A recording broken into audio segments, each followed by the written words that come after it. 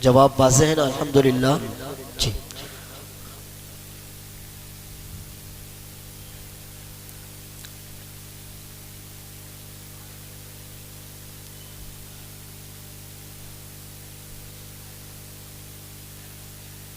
کیا بنانے کے چارجز مزدوری وہ کوئی اگر وہ چیز پائی بھی جائے تب بھی نہیں جائز ہے. میں نے عرض کیا نا اس میں کئی قباحتیں ہیں. پہلی قباحت یہ ہے کہ سونا اگر پیسے سے خرید رہے ہو تو وہیں پر ہاتھ کے ہاتھ لین دین ہونا چاہیے اور یہاں پر نہیں ہے. ٹھیک ہے، پہلی خرابی. دوسری خرابی یہ ہے کہ خریدتے اور بیچتے وقت قیمت بھی معلوم ہونی چاہیے اور سامان بھی معلوم ہونا چاہیے. یہاں پر نہ تو قیمت معلوم ہے نہ تو آپ کو یہ معلوم ہے کہ سونا کتنا ملے گا مجھے، یہ چیز بھی معلوم نہیں ہے نا. تو یہ دوسری قباحت ہے. تیسری یہ ہے کہ آپ اس کو قرض دے رہے ہو اور یہ قرض کی بنیاد وہ اس کا جو ہے خریدنے والے معاملے میں داخل ہونا ہے. اگر خرید و فروخت کو قرض پر معلق کیا جائے یا قرض کو خرید و فروخت پر تو یہ جائز نہیں ہے. تو یہ کسی بھی طرح سے جائز نہیں ہے. بارک اللہ فیکم. جی یہ جائز صرف ایک صورت میں ہو سکتا ہے کہ بینک والے کے سونار کے پاس آپ پیسہ جمع کرتے رہیں. آپ کو لگتا ہے کہ میرے جیب میں رہے گا تو خرچ ہوتا رہے گا. سونار سے کہہ دیں کہ بھائی یہ پیسہ میرا رکھتے رہیے، کل کو میری مرضی ہوئی تو میں سونا خرید لوں گا، میری مرضی نہیں ہوئی تو میں اس کو واپس لے لوں گا. ٹھیک ہے، لیکن یہ بطور امانت اس کو آپ رکھے رہیے، بطور امانت رکھے رہیے. ایسی صورت میں جائز ہے جب وہ بطور امانت اس کو رکھے رہے تب. جبکہ وہ بطور امانت نہیں رکھے گا، وہ تو اس کو استعمال کرے گا. جی تو اس کا مطلب اس سے پرہیز ہی بہتر ہے. چاہے بہتر نہیں، وہ حرام ہے، جائز نہیں ہے شیخ. یعنی اگر ہم اس سے بطور امانت کہیں اور وہ راضی بھی ہو جائے تو بھی پرہیز کرنے میں ہی بالکل بالکل. کیونکہ وہ استعمال کرے گا، امانت رہی نہیں گا، وہ تو واضح ہے. اور ویسے بھی عموماً کہاں ان کی یہاں پر بہت امانت اور دیانت داری ہوتی ہے. تو بارک اللہ فیکم. مسئلہ واضح ہے. جی کچھ پوچھ رہے ہیں آپ؟ نہیں آپ پوچھیے.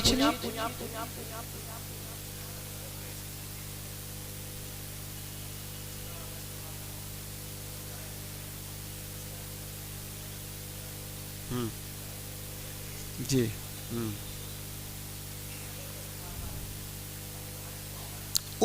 ہاں بالکل. جی میں سمجھ گیا آپ کا سوال. سوال یہ کر رہے ہیں، سوال واضح ہے، کلیئر ہے شیخ. عوام کے لیے سوال یہ ہے کہ رہن میں ہو سکتا ہے کوئی ایسی چیز میں نے رکھا کہ اگر اس کو استعمال نہ کیا جائے یا اس پر خرچ نہ کیا جائے، آپ اس طرح کہیے کہ اس پر خرچ نہ کیا جائے کچھ تو وہ ضائع ہو جائے گا. جیسے میں نے جانور رکھا، اب اگر اس کو چارہ نہیں کھلاؤ گے تو مر نہیں جائے گا. تو چارہ ظاہر ہے جس کے پاس رہن رکھا ہوں میں روزانہ لے جا کر کے چارہ تو نہیں دے پاؤں گا، اس کو چارہ کھلانا پڑے گا. اب اس کے بدلے میں جتنا وہ خرچ کر رہا ہے اس کے بقدر اس کا فائدہ اٹھا سکتا ہے. جتنا خرچ کر رہا ہے اس کے بقدر وہ فائدہ اٹھا سکتا ہے. لیکن یہ اسی صورت میں ہے جب خرچ کرنا اس کی مجبوری ہو. گاڑی ہو، جیسے یہ ہے کہ گاڑی عموماً ایسا نہیں ہوتا ہے. گاڑی مطلب ٹھیک ہے مہینے میں ایک بار کہیں گے اسٹارٹ کر دو ورنہ جو ہے انجن بند نہ ہو جائے. تو اگر اس پر کچھ خرچ کرنا پڑ رہا ہے تو اپنے خرچ کے بقدر اس سے فائدہ بھی اٹھا لے گا بس. بارک اللہ فیکم. ڈاکٹر صاحب قرض اور تجارت سے متعلق ایک سوال ہے، وہ یہ کہ ایک کاروباری شخص ہے جو قرض مانگ رہا ہے اور میں اس شرط پر قرض دینے کو تیار ہوں کہ جب تک آپ میرا قرض نہیں لوٹائیں گے آپ کو ہر مہینے مجھے منافع میں شریک کرنا ہوگا. تو کیا اس طرح قرض دینا اور شرط لگانا پھر منافع لینا جائز ہے؟ یہ جائز نہیں ہے، مطلق طور سے جائز نہیں ہے. اگر کوئی کسی کو قرض دے اور کہے کہ جب تک یہ میرا قرض نہیں لوٹائیں گے تب تک اس تجارت کے منافع میں آپ کا شریک ہوں، یہ جائز نہیں ہے. کیونکہ قرض دینے والا نفع کی اور فائدے کی شرط لگا رہا ہے. اس معاملے کو جائز بنانے کا طریقہ ایک ہے. آپ ایسا کیوں نہیں کرتے کہ اس کے ساتھ شراکت داری کر لیں؟ پیسہ میرا، محنت آپ کی، یہ لیجئے پیسہ، بزنس کیجئے، اور جو فائدہ ہوگا اتنا پرسنٹ آپ لینا، اتنا پرسنٹ میں لوں گا. اور جب ہم دونوں معاملے کو ختم کرنا چاہیں گے تو جو کیپٹل ہے اس کا راس المال وہ آپ کے پاس آ جائے گا، جو نہیں جس کا اصل مالک ہے اس کے پاس. ٹھیک ہے؟ اس کو مضاربہ بولتے ہیں شریعت میں، اس کو شریعت میں مضاربہ بولتے ہیں. لیکن مضاربہ میں یہ ہوتا ہے کہ اگر مان لیجئے بزنس میں کئی بار ایسا ہوتا ہے کہ گھاٹا لگ جاتا ہے، جو اصل مال ہے وہ بھی ڈوب جاتا ہے. اگر وہ اصل مال ڈوب گیا تو اس کو کون اٹھائے گا؟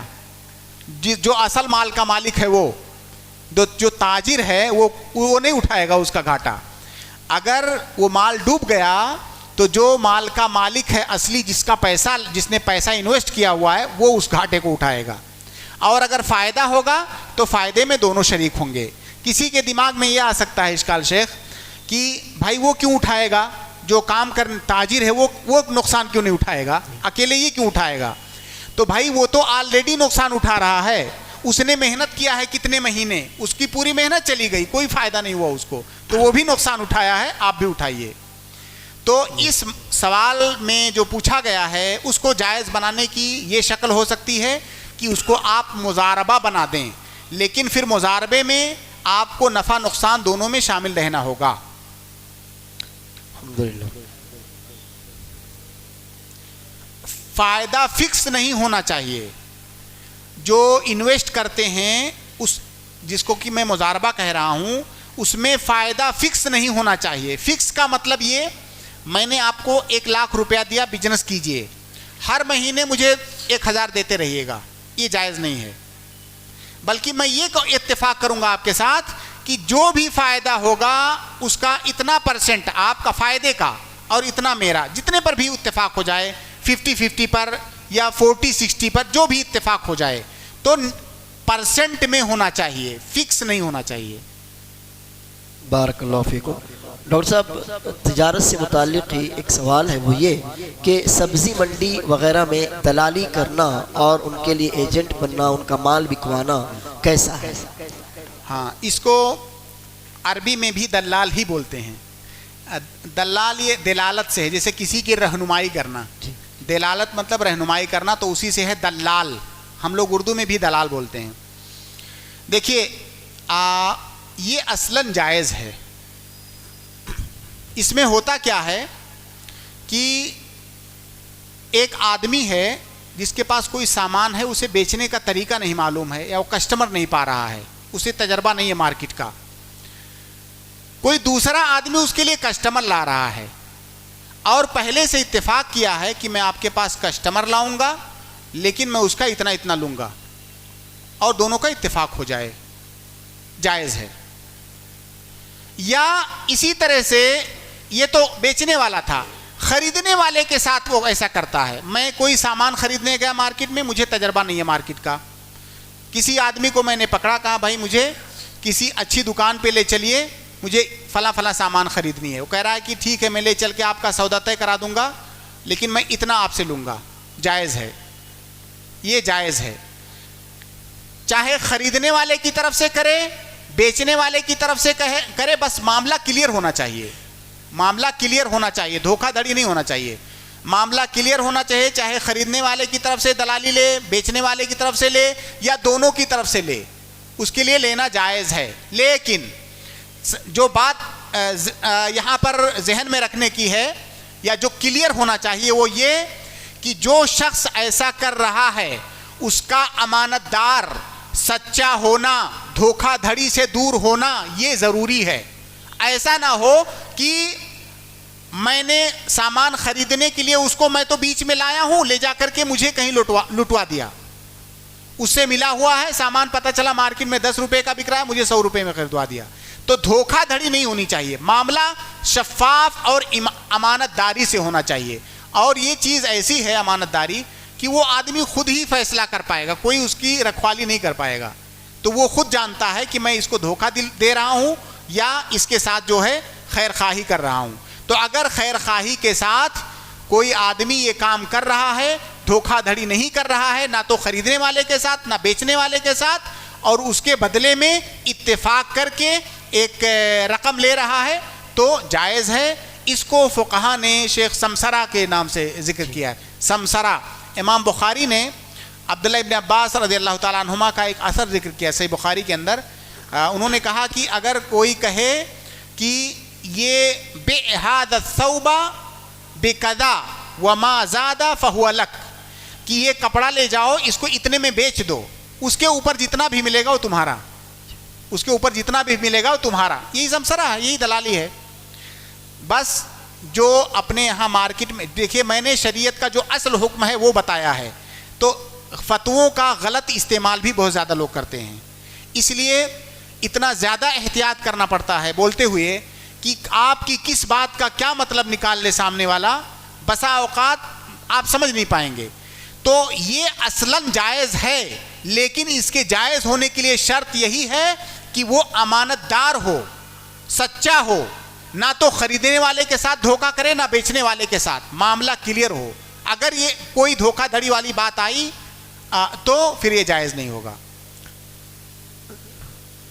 جی ہاں ہاں,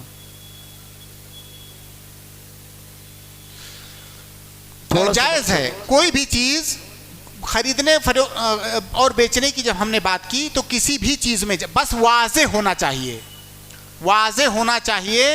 دیکھیے, ایک ہوتا ہے کہ پرسنٹ میں, ایک ہوتا ہے فکس اماؤنٹ.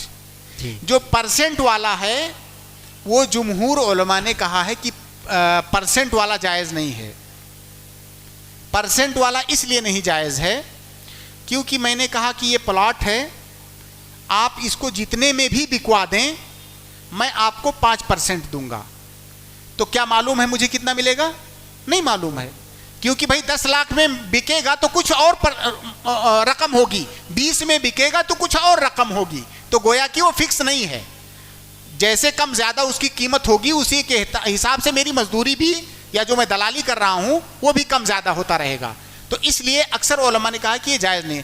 بہت سارے علماء نے اس کو جائز بھی قرار دیا ہے کہ نہیں, پرسنٹ کے حساب سے بھی جائز ہے, کیونکہ ایک طرح سے پرسنٹ کا معلوم ہونا یہ بھی ایک علم ہے. اور وہ عبداللہ ابن عباس کے اسی اثر سے استدلال کرتے ہیں جو جس کا ذکر ابھی میں نے کیا, کیونکہ اس میں آیا ہے کہ یہ کپڑا لے جاؤ, اس کو بیچ دو اتنے میں, اس سے اوپر جو ہوگا آپ کا, تو اس سے اوپر پتہ نہیں کتنا ہو سکتا ہے. تو لہٰذا انشاءاللہ پرسنٹ کے ساتھ بھی جائز ہوگا, لیکن معاملہ کلیئر ہونا چاہیے, کہیں پر دھوکہ دھڑی نہیں ہونی چاہیے. یاد رکھیے, بار بار اس بات کو دہرا رہا ہوں کہ دھوکہ دھڑی نہیں, جبکہ مارکیٹ میں جو چیز دیکھنے میں آتی ہے اکثر ایجنٹ اور دلال جو ہوتے ہیں دھوکہ دھڑی کرتے ہیں. جھوٹ خریدنے والے سے جھوٹ بولیں گے, بیچنے والے سے جھوٹ بولیں گے, اور بیچ میں پھر وہ گھپلے بازی کریں گے. وہ جائز نہیں ہے. معاملہ کلیئر ہونا چاہیے, یہ سامان ہے میں بکواؤں گا, اتنا لوں گا آپ سے. بارک اللہ فیکم. ڈاکٹر صاحب, اسی سے متعلق ایک سوال ہے, وہ یہ کہ جو لوگ زمین کی دلالی کرتے ہیں تو وہ بائے یعنی بیچنے والے سے بھی کچھ پرسنٹ لیتے ہیں اور جو خریدار ہے اس سے بھی کچھ پرسنٹ لیتے ہیں, تو کیا اس دلال کا خریدار اور بیچنے والے دونوں سے اپنی دلالی کی رقم لینا جائز ہے؟ جائز ہے شیخ. وہ میں نے اسی لیے شروع میں ذکر کیا کہ وہ خریدنے والے سے لے رہا ہے یا بیچنے والے سے لے رہا ہے یا دونوں سے لے رہا ہے, تینوں شکلیں جائز ہیں. تینوں شکلیں جائز ہیں, بلکہ یہاں تک جائز ہے کہ میں مان لیجئے بیچنے والا ہوں, وہ مجھ سے دلالی لے رہا ہے. اب ضروری نہیں ہے کہ وہ خریدنے والے کو بتائے کہ میں ان کا دلال ہوں, ان سے دلالی لے رہا ہوں. یعنی طرف ثانی کا علم ہونا, اس کو علم ہونا بھی شرط نہیں ہے, بس شرط وہی ہے کہ امانت داری اور سچائی ہونی چاہیے. دوسرے طرف ثانی کا پتہ ہونا بھی ضروری نہیں ہے, اور دونوں طرف سے لے رہا ہے اور ایک دوسرے کو پتہ نہیں ہے, پھر بھی اس میں کوئی قباحت نہیں ہے. بس دھوکہ دھڑی اور کسی کے ساتھ غبن نہیں ہونا چاہیے. بارک اللہ فیکم. جی آپ اسے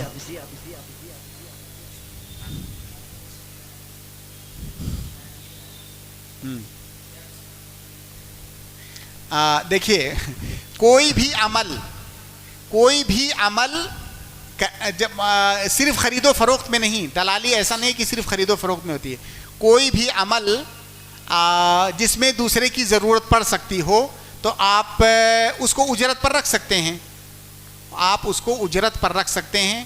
بعض لوگ اس کو اجرت کہتے ہیں، بعض فقہا جعالہ کہتے ہیں، جعل آپ رکھ سکتے ہیں. بالکل. بارک اللہ فیکم.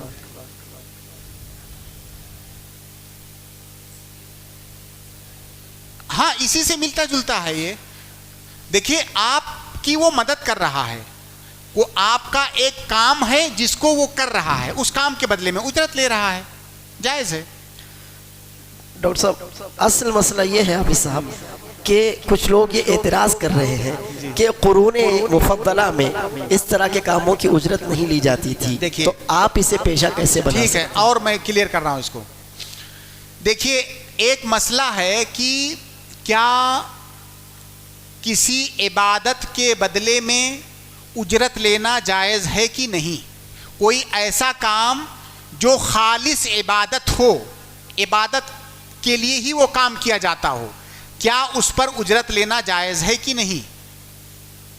جیسے مثال کے طور پر نماز پڑھنا، قرآن پڑھنا، امامت کرانا، کسی کو قرآن پڑھانا، کسی پر رقیہ کر کے دم کرنا، اور بہت سارے مسائل ہو سکتے ہیں. کیا عبادت پر اجرت لینا جائز ہے کہ نہیں؟ اس میں بہت ساری تفصیلات ہیں، اس میں نہ جا کر کے میں صرف ایک قاعدہ ذکر کر رہا ہوں آپ کے لیے، ایک ضابطہ. ہر وہ عبادت جس کا فائدہ اور نفع متعدی ہو، متعدی کو کیا بولیں گے؟ دوسروں تک پہنچے، دوسروں تک پہنچ رہا ہو. تو متعدی عبادت اگر آپ انجام دے رہے ہیں اور دوسروں کو اس کا فائدہ پہنچ رہا ہے تو اس کی اجرت لینا جائز ہے، کیونکہ آپ یہاں اس عبادت کی اجرت نہیں لے رہے ہیں، وہ جو فائدہ آپ اس کو پہنچا رہے ہیں اس کی اجرت لے رہے ہیں. اور کئی ساری اس کی دلیلیں ہیں، جیسے وہ رقیہ والا مسئلہ ہے. اللہ کے نبی صلی اللہ علیہ وسلم، جو صحابہ کرام نے اجرت لیا تھا رقیہ کر کے. قرآن پڑھنا عبادت ہے، خالص عبادت ہے، لیکن وہ فائدہ متعدی تھا. ٹھیک ہے، تو یہ تو عبادتوں کا مسئلہ. لیکن جس عبادت کا فائدہ متعدی نہیں، جیسے ابھی میں 2 رکعت نماز پڑھوں نفل، اس کا کسی کو کیا فائدہ؟ اس کا فائدہ صرف مجھے ہے، اب میں اس پر اجرت لوں، جائز نہیں ہے. ایک مؤذن اذان دے رہا ہے، اس کا فائدہ متعدی ہے کہ نہیں؟ ایک امام نماز پڑھا رہا ہے، اس کا فائدہ متعدی ہے کہ نہیں؟ کوئی عالم کسی کو قرآن پڑھنا سکھا رہا ہے، فائدہ متعدی ہے کہ نہیں؟ متعدی ہے. تو جس کا فائدہ متعدی ہو اس پر اجرت لینا جائز ہے. ظاہر ہے اگر کوئی نہ لے تو یہ تو بہت بڑی بات ہے. اللہ تعالیٰ نے کسی کو مستغنی بنایا ہے اور نہ لے، اچھی بات ہے کہ میں شائبہ بھی نہیں آنے دوں گا اس میں. لیکن اگر کوئی لے رہا ہے تو صحیح بات یہ ہے کہ وہ جائز ہے، بہت ساری دلیلوں سے ثابت ہے. یہ عبادت کا مسئلہ ہوا.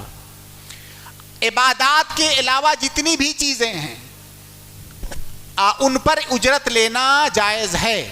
کیا رشتہ ڈھونڈنا یہ خالص عبادت ہے؟ کیا رشتہ ڈھونڈنا یہ خالص عبادت ہے؟ دیکھیے بات دوسری طرف نکلتی جا رہی ہے.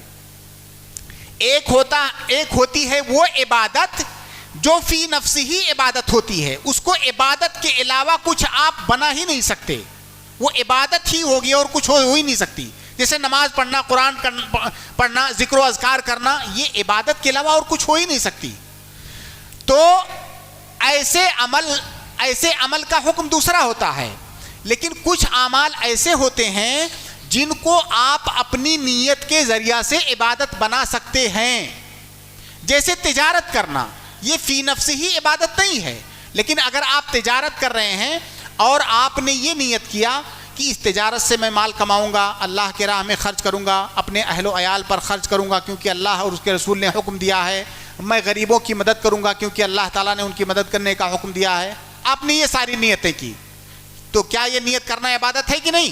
اب آپ کی تجارت کا وہ عمل عبادت بن گیا.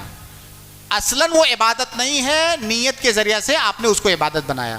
ٹھیک ہے، تو جو نکاح کے شادی کے لیے رشتہ تلاش کرنا، یہ فی نفسی ہی عبادت نہیں ہے.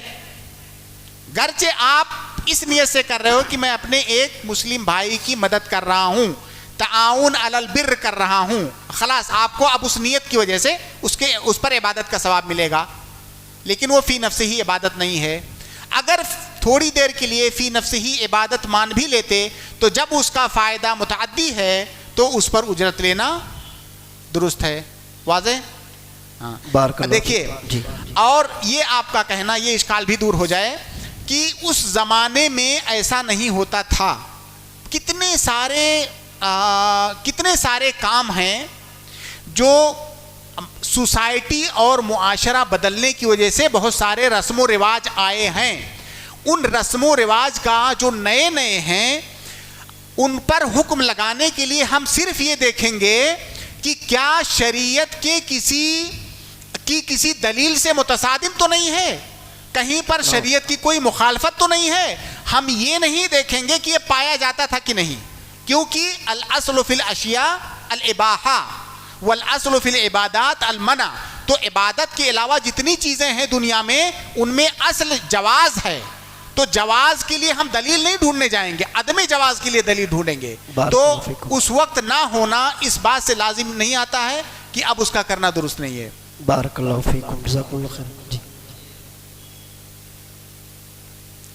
دیکھیے اس علاقے میں رقیہ شرعیہ کا مسئلہ بہت گمبھیر ہے، اس لیے ہم لوگ دوسرے سوال پر رہے ہیں، ابھی وہ بات دوسری طرف نکل جائے گی۔ بارک اللہ فیکم۔ ڈاکٹر صاحب دلالی سے متعلق ایک سوال ہے۔ میں ایک کمپنی میں ملازم ہوں، دوسری کمپنی کا مینیجر مجھ سے کہتا ہے کہ تم اپنے مالک سے کہہ کر میرا سامان خریدوا دو تو میں تمہیں اتنا کمیشن دوں گا، دوسری کمپنی کا مینیجر ہم سے کہتا ہے، تو کیا ایسا کرنا اور پھر اس پر کمیشن لینا میرے لیے جائز ہوگا؟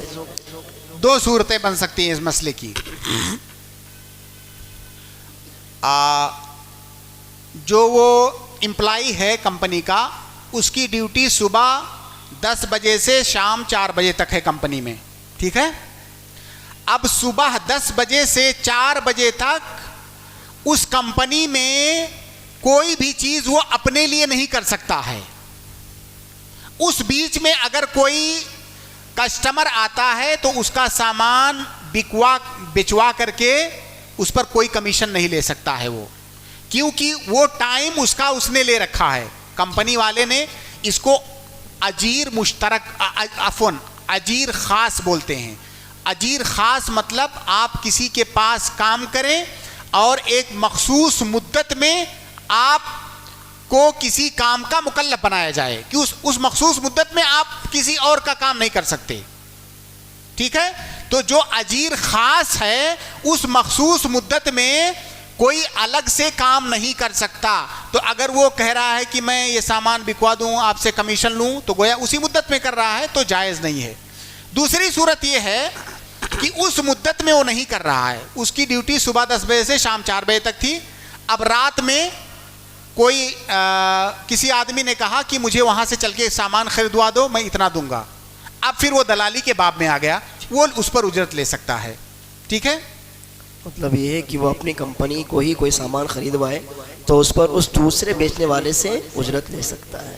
بالکل، اگر وقت العمل سے جو اس کا ڈیوٹی کا ٹائم ہے، جو ٹائم اس نے ایگریمنٹ میں کر رکھا ہے اپنی کمپنی سے، اس ٹائم میں کوئی بھی کام وہ نہیں کر سکتا، باہر کا کوئی بھی کام کر کے فائدہ نہیں اٹھا سکتا، لیکن اگر اس کے باہر ٹائم میں کرتا ہے تو کر سکتا ہے، لیکن اس فتوے کا بھی غلط استعمال ہونے کا بہت زیادہ امکان ہے۔ پوچھئے کیسے؟ وہ ایسے کوئی آدمی کہہ رہا ہے کہ مفتی صاحب نے فتویٰ دیا تھا کہ باہر خارجی ٹائم میں تو کر سکتے ہیں، اب چلو میں اس سے ایگریمنٹ کر لیتا، اس سے بات چیت کر لیتا ہوں، جب 4 بجے کے بعد ڈیوٹی سے نکلوں گا تب آ کے خریدواؤں گا۔ بات چیت تو اس کی وہیں پہ ہو گئی ہے، ہاں، لیکن وہ خریدوائے گا لا کر کے بعد میں، یہ ہیلا ہے، ایسے نہیں ہوتا ہے، ٹھیک ہے؟ تو ہر آدمی اپنے نفس کا مراقبہ کرے، وہ اپنا محاسب ہے، مفتی صاحب کے فتوے سے کوئی چیز حلال حرام نہیں ہو جاتی ہے۔ بارک اللہ فیکم۔ ڈاکٹر صاحب 2 سوالات ہیں، دونوں ڈاکٹر اور میڈیکل سے متعلق ہیں۔ پہلا سوال یہ ہے کہ جو دوائیاں بنانے والی کمپنیاں ہوتی ہیں وہ کسی ڈاکٹر کے پاس اپنے آدمی کو بھیجتی ہیں یہ کہہ کر کہ آپ ہماری یہ دوائیاں فلاں بیماریوں کے لیے آپ یہ دوائیاں بکوائیے، ہم اس کے بکوانے پر آپ کو اتنا اتنا کمیشن دیں گے یا اس کے عوض ہم آپ کو اتنا انعام دیں گے یا کوئی تحفہ دیں گے. اب اس کمیشن یا تحفے یا انعام کے لالچ میں ڈاکٹر وہ دوائیاں اپنے مریضوں کو لکھ کر دیتا ہے تاکہ مریض وہی دوائیاں خریدیں. تو اس کا کیا حکم ہے؟ جیسا کہ ابھی ایک سوال سے پہلے یہ بات آئی کہ اصلاً تو اس کا حکم یہ ہے کہ یہ جائز ہے. کمپنی آپ کو دوائی دے رہی ہے کہ یہ دوائی بیچیے، میں آپ کو اتنا کمیشن اس پہ دوں گا. آپ اس کو بیچ رہے ہیں، آپ اتنا کمیشن اس پر لے رہے ہیں. ایک تو یہ ہو سکتا ہے کہ وہ کمپنی سے آپ وہ دوائی خرید لائیں، حالانکہ آپ کے سوال سے جو لگ رہا ہے کہ خرید کے نہیں لاتے ہیں، وہ کمپنی والا آپ کے پاس آ کے رکھ جاتا ہے کہ اس کو بیچیے، میں آپ کو اتنا اتنا پرسنٹ آپ کو کمیشن دوں گا. تو گویا کہ آپ اجیر ہوئے، اس کے اجرت پر آپ وہ کام کر رہے ہیں، جتنا بیچیں گے اس کے حساب سے آپ کو اجرت ملے گی. تو یہاں تک تو کوئی اشکال نہیں ہے، اس ڈاکٹر کا ایسا کرنا جائز ہے. لیکن یہاں پر بھی ایک مسئلہ ہے جس کا استعمال کیا جا سکتا ہے، کر سکتے ہیں لوگ. اب مریض کو ضرورت ہے کسی ایسی دوا کی جو اس اسٹاک میں نہیں ہے، جو وہ کمپنی نے اس کو دیا ہے. وہ مریض کو کسی دوسری دوا کی ضرورت ہے، کسی اور اچھی دوا کی، لیکن اس چکر میں کہ یہ دوا بک جائے وہ مریض کو یہ دوا لکھ رہا ہے. گویا کہ وہ اپنے پیشے کے ساتھ خیانت کر رہا ہے، امانت دار نہیں ہے.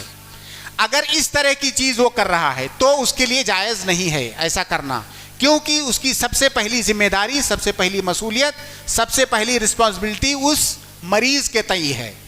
اگر حقیقت میں ان دواؤں میں کوئی ایسی دوا ہے جو اس مریض کے لیے ہی ہے اور وہی سوٹیبل ہے، تب کوئی مسئلہ نہیں ہے، تب وہ دے سکتا ہے اور ادھر سے اس سے کمیشن بھی لے سکتا ہے، کوئی حرج کی بات نہیں ہے. لیکن اس ڈاکٹر کو امانت دار ہونا پڑے گا. ایسا نہ ہو کہ وہ دوائی بیچنے کے چکر میں جس کو ضرورت ہے، مان لو ایک دوائی کی ضرورت ہے 3-4 ٹیبلٹ اس کو لکھ رہا ہے، تب وہ حرام ہوگا. بارک اللہ فیکم. اسی سے متعلق دوسرا سوال ہے یہ کہ ایک ڈاکٹر ہے، وہ کسی میڈیکل والے کو یہ اس بات پر مجبور کر سکتا ہے کہ میرا جو بھی مریض تم سے دوائیاں خریدے گا تو تم اس کے منافع میں مجھے بھی شریک کرو گے. دیکھیے یہ بہت زیادہ ہوتا ہے، ہندوستان میں بہت زیادہ ہوتا ہے. ڈاکٹر لوگ جب کوئی چیک اپ وغیرہ لکھتے ہیں تو کہتے ہیں فلاں لیبارٹری میں ہی جانا. اگر اتفاق سے آپ کسی اور لیبارٹری سے چیک کرا کے لے آئے تو اس کو نہیں مانے گا، کہے گا نہیں وہیں سے جا کے کرا کر کے لاؤ. یہ چیز جائز نہیں ہے. اگر کوئی ڈاکٹر کسی مریض کو مجبور کر رہا ہے کہ یہ دوائی فلاں اسٹور سے ہی لینا یا یہ چیک اپ فلاں لیبارٹری ہی سے کرانا، تو ایسا کرنا ڈاکٹر کے لیے جائز نہیں ہے. اور اگر اس ڈاکٹر کے ساتھ اس میڈیکل والے کا یا اس لیبارٹری والے کا اتفاق ہے اس معاملے کے اندر، تو گویا کہ وہ بھی ایک حرام کام میں شرکت کر رہا ہے، کیونکہ ڈاکٹر ظلماً اس مریض کو زبردستی اس کے پاس بھیج رہا ہے. وہ ہو سکتا ہے کہیں اس کو اور سستے میں وہ دوائی مل جاتی، ممکن ہے وہ چیک اپ کہیں اور سستے میں ہوتا. تو ڈاکٹر جو ظلم کر رہا ہے، اس ظلم میں وہ میڈیکل والا یا وہ پیتھولوجی والا اس کا شریک ہے، اس لیے اس کا یہ عمل بھی جائز نہیں ہوگا. ٹھیک ہے. اب اگر کوئی معاملہ ایسا ہو، میں ڈاکٹر کے پاس گیا، ڈاکٹر نے چیک اپ لکھا، میں نے ڈاکٹر سے کہا کہ مجھے معلوم نہیں ہے کہ میں کہاں چیک کراؤں، آپ میری رہنمائی کریں، آپ میری رہنمائی کریں، مجھے نہیں معلوم ہے کہاں کراؤں. ڈاکٹر نے کہا فلاں میڈیکل میں آپ جا سکتے ہیں، آپ چاہو تو فلاں میڈیکل میں، فلاں پیتھولوجی فلاں لیبارٹری میں آپ جا سکتے ہو. ڈاکٹر کا اس لیبارٹری والے سے پہلے سے اتفاق ہے کہ اگر میں نے آپ کے پاس کوئی کسٹمر بھیجا تو اتنا آپ کو مجھے دینا ہوگا، ہر پر کسٹمر آپ 50 روپے مجھے دیں گے. ٹھیک ہے. ایسی صورت میں جائز ہوگا. اس نے کسٹمر بھیجا ہے، لیکن یہاں پر نہ تو کسٹمر کے اوپر کوئی دباؤ ہے، نہ تو اس کی ڈاکٹر کی طرف سے یہ کہا گیا ہے کہ کہیں اور سے مت لانا. یہ ساری چیزیں نہیں ہیں. بالکل اس نے رہنمائی کی ہے، اس کے پاس کسٹمر بھیجا ہے، تو یہ اس کی اجرت اس سے لے سکتا ہے. لیکن یہ جو آخری صورت میں نے ذکر کی ہے یہ مکمل فرضی ہے، یہ صرف میں نے فرض کر کے ذکر کیا ہے، ایسا ہوتا نہیں ہے، ہوتا وہی ہے جو پہلے میں نے ذکر کیا ہے۔ میڈیکل پر جانے پر بھی مجبور کرتے ہیں، بلکہ عموماً ایک دوائی کی ضرورت ہے، 3 4 دوائیاں آپ کو لکھیں گے، اور فلاں میڈیکل ہی میں ایسے ڈاکٹروں کو بھی جانتا ہوں ان کی رائٹنگ وہ فلاں میڈیکل والا ہی پڑھ سکتا ہے، میں خود ایسے ڈاکٹروں کو جانتا ہوں۔ کسی دوسرے میڈیکل پہ اگر آپ گئے، ایسے اشارات میں، ایسے اشاروں میں لکھیں گے کہ وہ فلاں میڈیکل والا ہی پڑھ پائے گا اور کوئی نہیں پڑھ پائے گا، تو گویا کہ وہ آپ کو مجبور کر رہا ہے۔ یہ سب خیانت ہے، یہ کسی بھی طرح سے جائز نہیں ہے۔ اور ایک چیز اور یاد رکھیں، اگر کسی ڈاکٹر کو میری آواز پہنچ رہی ہے تو ڈاکٹری یہ انتہائی شریف پیشہ ہے، بہت نوبل پیشہ ہے ڈاکٹری، کیونکہ ڈاکٹری یہ انسانیت کی خدمت ہے۔ کسی کے دکھ درد، اس کے تکلیف اور اس کے کرب میں آپ شریک ہوتے ہیں، اور اللہ رب العالمین کی مدد سے اس کے درد کو دور ہونے میں آپ اس کا سہارا بنتے ہیں۔ کتنا یہ شریف عمل ہے، لیکن اس کو پیسے سے اور مادے سے، ان چیزوں سے نہیں تولنا چاہیے۔ باقی جو ڈاکٹر کی کمائی ہے وہ تو آٹومیٹک آئے گی، الحمدللہ۔ اگر وہ ایمانداری کے ساتھ، ہمدردی کے ساتھ کرے گا تب بھی وہ کمائے گا۔ تو آپ کو کیا ضرورت ہے اس پیشے کو اس طرح سے خیانتوں میں ڈبونے کے لیے؟ تو بہت افسوس کی بات ہے کہ اس پیشے کی جو شرافت ہے اس کو بہت سارے لوگوں نے داغدار بنا دیا ہے، اور اکثر مریض یہ شکایت کرتے ہوئے ملتے ہیں کہ یہ ڈاکٹر کمیشن لیتا ہے، میڈیکل والا کمیشن لیتا ہے، زبردستی کے چیک اپ کرائے جاتے ہیں۔ یہ ساری چیزیں ناجائز ہیں۔ دیکھیے، لا ضرر ولا ضرار، ایک اللہ کے نبی صلی اللہ علیہ وسلم کی حدیث ہے، ہر وہ چیز جو کسی کو نقصان پہنچانے کے لیے کی جائے، کسی بھی طرح، چھوٹا نقصان یا بڑا نقصان، وہ جائز نہیں ہے۔ اب ڈاکٹر لوگ خود فیصلہ کر لیں کہ اس میں مریض کا نقصان ہے کہ نہیں۔ بارک اللہ فیکم، امید ہے مسئلہ واضح ہوگا۔ جی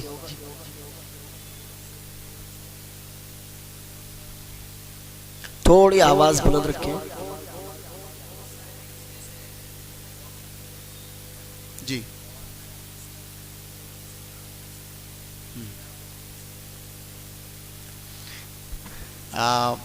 پہلے تو آپ ایبورشن کے بارے میں آپ کو پوچھنا چاہیے، دوائی کا مسئلہ تو بعد میں آئے گا۔ ہاں دیکھیے، اب مسئلہ چونکہ آ ہی گیا ہے، ایبورشن کا مسئلہ بھی بہت اہم ہے۔ ہماری شریعت میں اصل یہ ہے کہ جب حمل ٹھہر گیا تو اس کو ضائع کرنا، ساقط کرنا جائز نہیں ہے۔ حمل ٹھہر گیا تو خلاص، اب وہ چاہے پہلا مہینہ ہو، کوئی بھی وقت ٹھہرنے کے بعد اس کو ساقط کرنا یہ جائز نہیں ہے۔ لیکن بعض مجبوریاں یا بعض حالات ایسے ہوتے ہیں جن میں اس کو ضائع کرنا ضروری ہو جاتا ہے، اور ان مجبوریوں کے مراتب ہو سکتے ہیں۔ کبھی مجبوری چھوٹی ہو سکتی ہے، کبھی مجبوری بڑی ہو سکتی ہے، ٹھیک ہے؟ تو حمل کے مراحل ہیں، حمل کئی مرحلوں سے گزرتا ہے۔ پہلے مرحلے میں نطفہ ہوتا ہے، دوسرے مرحلے میں وہ علقہ ہوتا ہے، خون کا لوتھڑا، تیسرے مرحلے میں وہ مضغہ ہوتا ہے، گوشت کا لوتھڑا۔ یہ حدیث کے اندر اللہ کے نبی صلی اللہ علیہ وسلم کی حدیث میں یہ مراحل بتائے گئے ہیں۔ چوتھے مرحلے میں پھر اس میں روح پھونک دی جاتی ہے، ٹھیک ہے؟ تو یہ حمل کے مراحل ہیں۔ حمل کے اگر پہلے مرحلے کے اندر ہے عورت، یعنی نطفہ ہے، 40 دن تک نطفہ ہوتا ہے، تو پہلا جو 40 دن ہے، اگر اس پہلے 40 دن میں ساقط کرنے کے لیے اگر اس کے پاس کوئی چھوٹا عذر بھی ہو تب بھی ساقط کر سکتی ہے۔ چھوٹا عذر کیسے؟ جیسے حمل ٹھہر گیا، اس کے بچے بھی بہت چھوٹے چھوٹے ہیں، بہت پریشانی ہوگی اس کو، ان کی تربیت کرنے میں مشقت اٹھانی پڑے گی۔ پہلے مہینے میں وہ پہلے 40 دن میں ساقط کر سکتی ہے، کیونکہ اس کو بہت بڑی پریشانیوں کا سامنا کرنا پڑے گا۔ چھوٹے چھوٹے بچے ہیں، ابھی بچے کو دودھ پلا رہی ہے، اس طرح کے مسائل ہو سکتے ہیں، ٹھیک ہے؟ اس سے بڑی مجبوری یہ ہو سکتی ہے، اب مان لیجئے حمل دوسرے مرحلے میں داخل ہو گیا، دوسرا 40واں دن، جس میں کہ وہ نطفہ کے بعد علقہ ہوتا ہے، علقہ کے بعد مضغہ ہوتا ہے. تو اور جب تک وہ مضغہ رہتا ہے، مضغہ مطلب گوشت کا لوتھڑا، تب تک اس میں روح نہیں پھونکی ہوتی ہے. تو جب تک اس میں روح نہیں پھونکی گئی ہے تب تک اس کے پاس اگر چھوٹے آزار ہیں، چھوٹی مجبوریاں ہیں، ان کی بنیاد پر بھی حمل کو ساقط کر سکتی ہے. چھوٹی مجبوریاں جیسے میں نے عرض کیا کہ چھوٹا بچہ ہے، اس کو دودھ کیسے پلائے گی، پریشانی ہوگی. یا ڈاکٹروں نے کہا کہ یہ جو حمل کنٹینیو آپ کر رہی ہیں اس سے آپ کو بہت بڑا نقصان ہو سکتا ہے، یا اس طرح کی چیزیں آپ بڑی پریشانی میں پڑ سکتی ہیں، تو وہ روح پھونکے جانے سے پہلے وہ حمل کو ضائع کر سکتی ہے. لیکن جب اس کے اندر روح پھونک دی گئی، اس کے بعد حمل ضائع کرنے کے لیے ضروری ہے کہ معتمد ڈاکٹروں کی ٹیم کہے کہ اگر آپ نے حمل نہیں ضائع کیا تو آپ ہلاک ہو جائیں گی، آپ مر جائیں گی. نہیں، اس حمل کو لے کر کے آپ نہیں بچ سکتی ہیں، آپ جو ہے ہلاکت میں پڑ جائیں گی. تو ایسی صورت میں اس بچے کو ضائع کیا جا سکتا ہے جس میں روح پڑ چکی ہے. وہ اس لیے ضائع کیا جا سکتا ہے کیونکہ عورت کی جو زندگی ہے وہ یقینی ہے، بچے کی زندگی اس سے کم یقینی ہے. تو جو یقینی ہے پہلے اس کو بچائیں گے، لیکن ضروری ہے کہ معتمد ڈاکٹر ہوں اور وہ اس بات کی گواہی دیں کہ اگر اس حمل کو ضائع نہیں کیا گیا تو آپ مر جائیں گی، نہیں بچیں گی. ٹھیک ہے. اس کے بعد پھر دوائیوں کا مسئلہ آئے گا. تو جو دوائیوں کا حکم ہے اسی پر ڈیپینڈ کرے گا وہ دوائیاں کس کو دے رہی ہے. مان لیجئے کوئی معتمد ڈاکٹر نے ڈسکرپشن لکھا ہوا ہے، اس کو پرچی ڈاکٹر کی لے کے گئی، اس کو معلوم ہے کہ یہ ڈاکٹر بہت معتمد ہے اور اگر لکھا ہے تو ایسے ہی نہیں لکھا ہوگا، حقیقت میں اس کو ضرورت ہوگی تو دوائی دے سکتے ہیں اس کو. عموماً جبکہ یہ جو چیزیں میں نے ذکر کی ہیں ان میں سے کئی چیزیں ایسی ہیں جو صرف ہم فرض کر سکتے ہیں. عموماً ایسا نہیں ہوتا ہے، لوگ جب چاہتے ہیں، عورتیں جب چاہتی ہیں حمل کو ساقط کر دیتی ہیں. یہ کرنا جائز نہیں ہے. اگر کسی ٹھوس اور شرعی عذر کے بغیر کوئی حمل کو ساقط کر رہا ہے، خصوصاً اس کے اندر جان پڑ جانے کے بعد جو کہ 4 مہینے کے بعد ہوتا ہے، تو گویا کہ وہ بچے کا قتل کر رہا ہے. بچے کے قتل میں وہ ڈاکٹر بھی شریک ہے، وہ عورت بھی شریک ہے، جو لوگ بھی اس کا ساتھ دے رہے ہیں.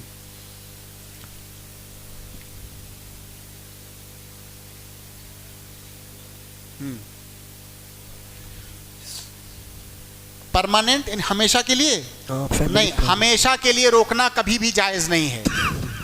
حمل کو ہمیشہ کے لیے روکنا، چاہے وہ آپ گولی سے روکیں یا بہت سارے طریقے ہیں لوگ جانتے ہیں، کسی بھی طریقے سے حمل کو اگر ہمیشہ کے لیے آپ روک رہے ہیں تو یہ جائز نہیں ہے.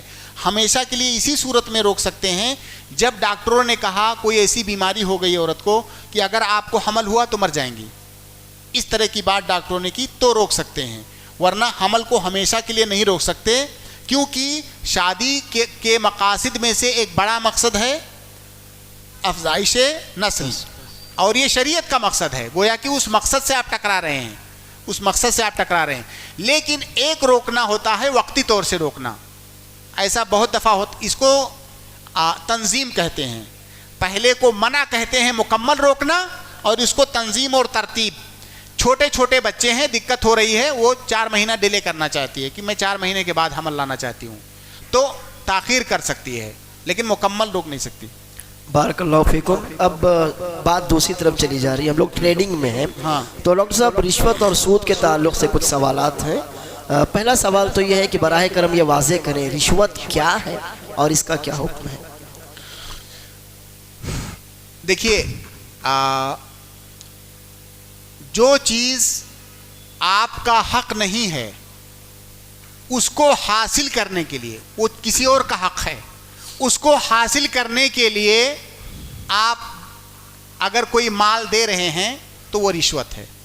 اس کو رشوت کہتے ہیں کہ جو چیز آپ کا حق نہیں ہے، کسی اور کا حق ہے، اگر اس کو حاصل کرنے کے لیے آپ دے رہے ہیں تو اس کو رشوت کہتے ہیں.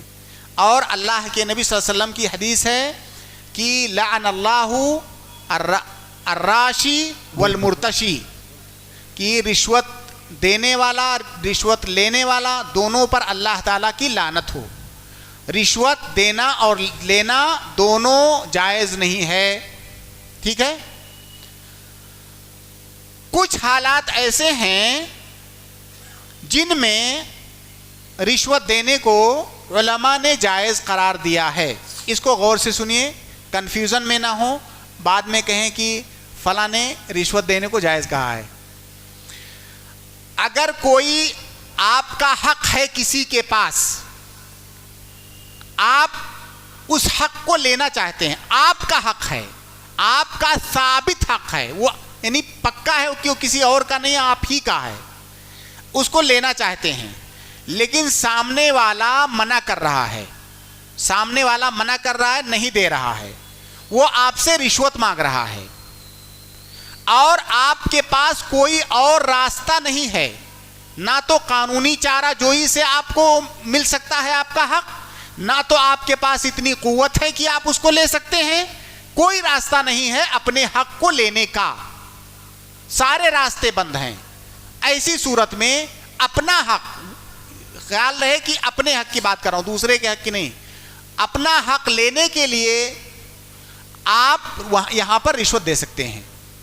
ایسا بہت دفعہ ہوتا ہے, کوئی آپ کا کوئی معاملہ پھنسا ہوا ہے کسی سرکاری دفاتر میں, ایسا بہت ہوتا ہے نا, آپ وہ معاملہ رفع دفع کرانے کے لیے گئے ہیں اور آپ حق پر ہیں بالکل, یعنی کوئی ایسی چیز کا مطالبہ نہیں کر رہے ہیں جو آپ کا حق نہیں ہے, پھر بھی جو سامنے والا ہے رشوت مانگ رہا ہے.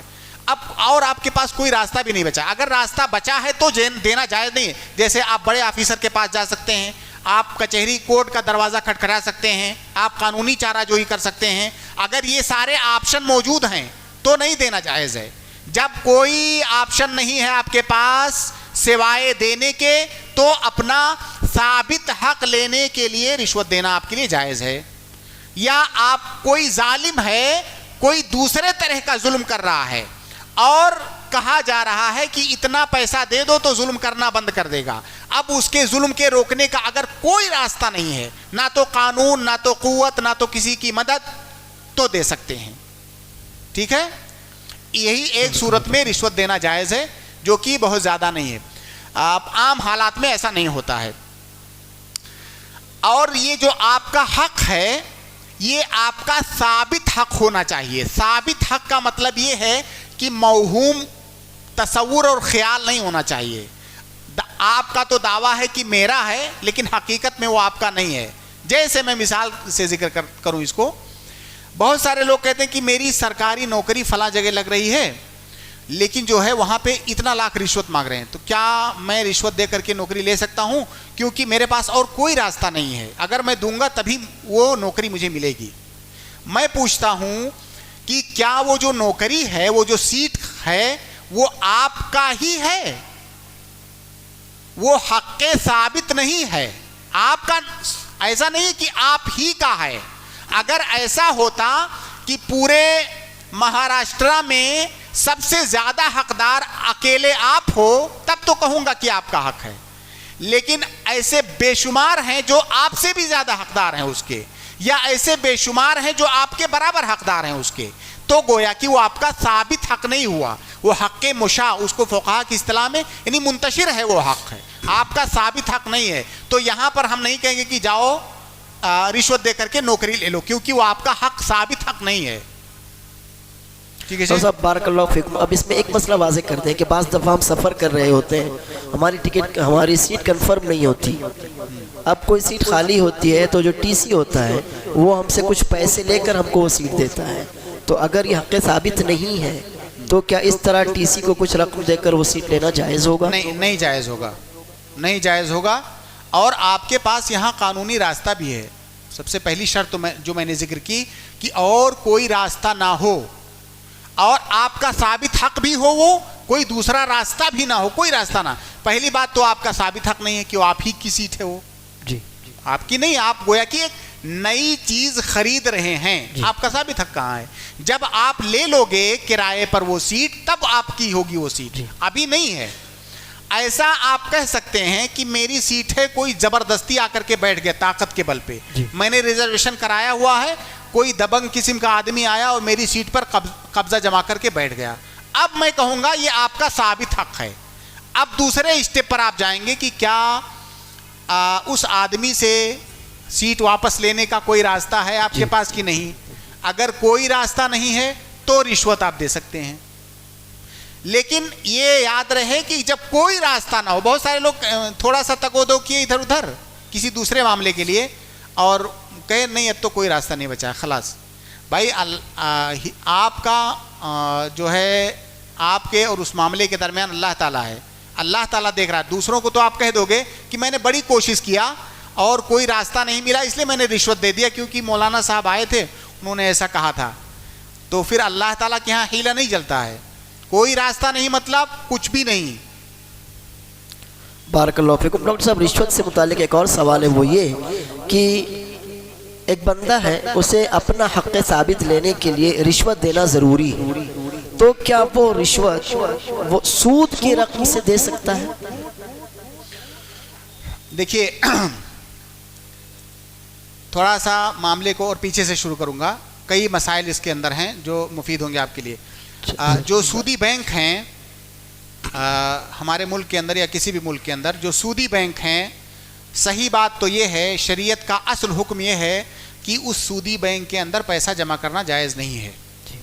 کیونکہ چاہے ہم اس بینک سے سود لیں یا سود نہ لیں, ہمارے اس پیسے کا استعمال سودی کاروبار میں ہو رہا ہے. ٹھیک ہے, تو سودی بینک کے اندر پیسہ جمع کرنا اصلاً جو ہماری شریعت کا اصلی حکم ہے. لیکن ظاہر ہے ہم کسی اسلامی ملک میں تو ہیں نہیں, ہم ڈیموکریسی میں ہیں. ہمیں ملک کے قوانین کے اعتبار سے چلنا ہے اور ملک کے قوانین کا احترام کرنا ہے. ہمارے بہت سارے ایسے معاملات ہیں کہ اگر ہم بینک میں پیسہ نہ جمع کریں تو معاملات ہو ہی نہیں سکتے, مجبوری ہے نا. بلکہ اگر آپ کے پاس زیادہ پیسہ ہے تو بلیک منی کہلائے گی. تو اس لیے بینک میں پیسہ جمع کرنا ہمارے لیے ضروری ہے. اب بینک ہم کو اس پر سود دیتی ہے. اب ایک تو یہ ہے کہ اس سود لینا جائز نہیں ہے, تو ایک طریقہ تو یہ ہے کہ اس سود کی رقم کو ہم بینک ہی میں چھوڑ دیں کہ بھائی سود لینا تو جائز نہیں ہے. تو بینک میں چھوڑنا جائز نہیں ہے کیونکہ وہ سودی بینک ہے, ہمارے پیسے کا استعمال پھر سود میں ہوگا.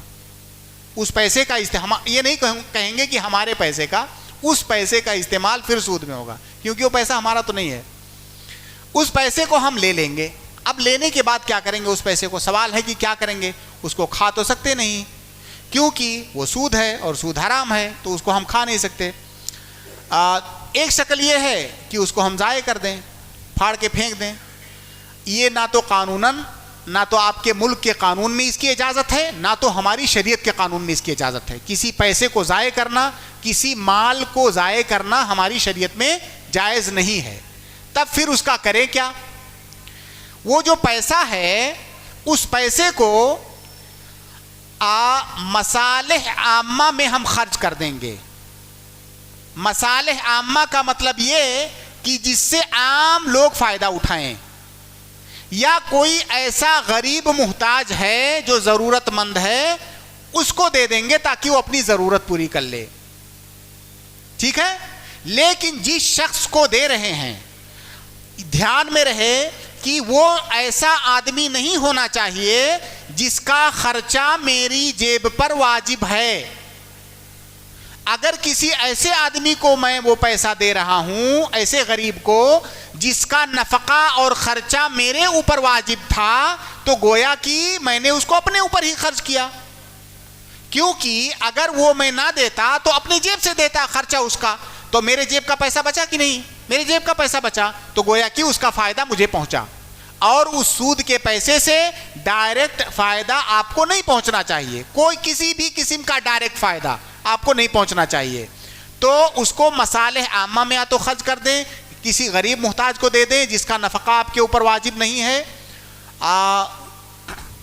ہاں, جو سوال تھا اس پر آتے ہیں.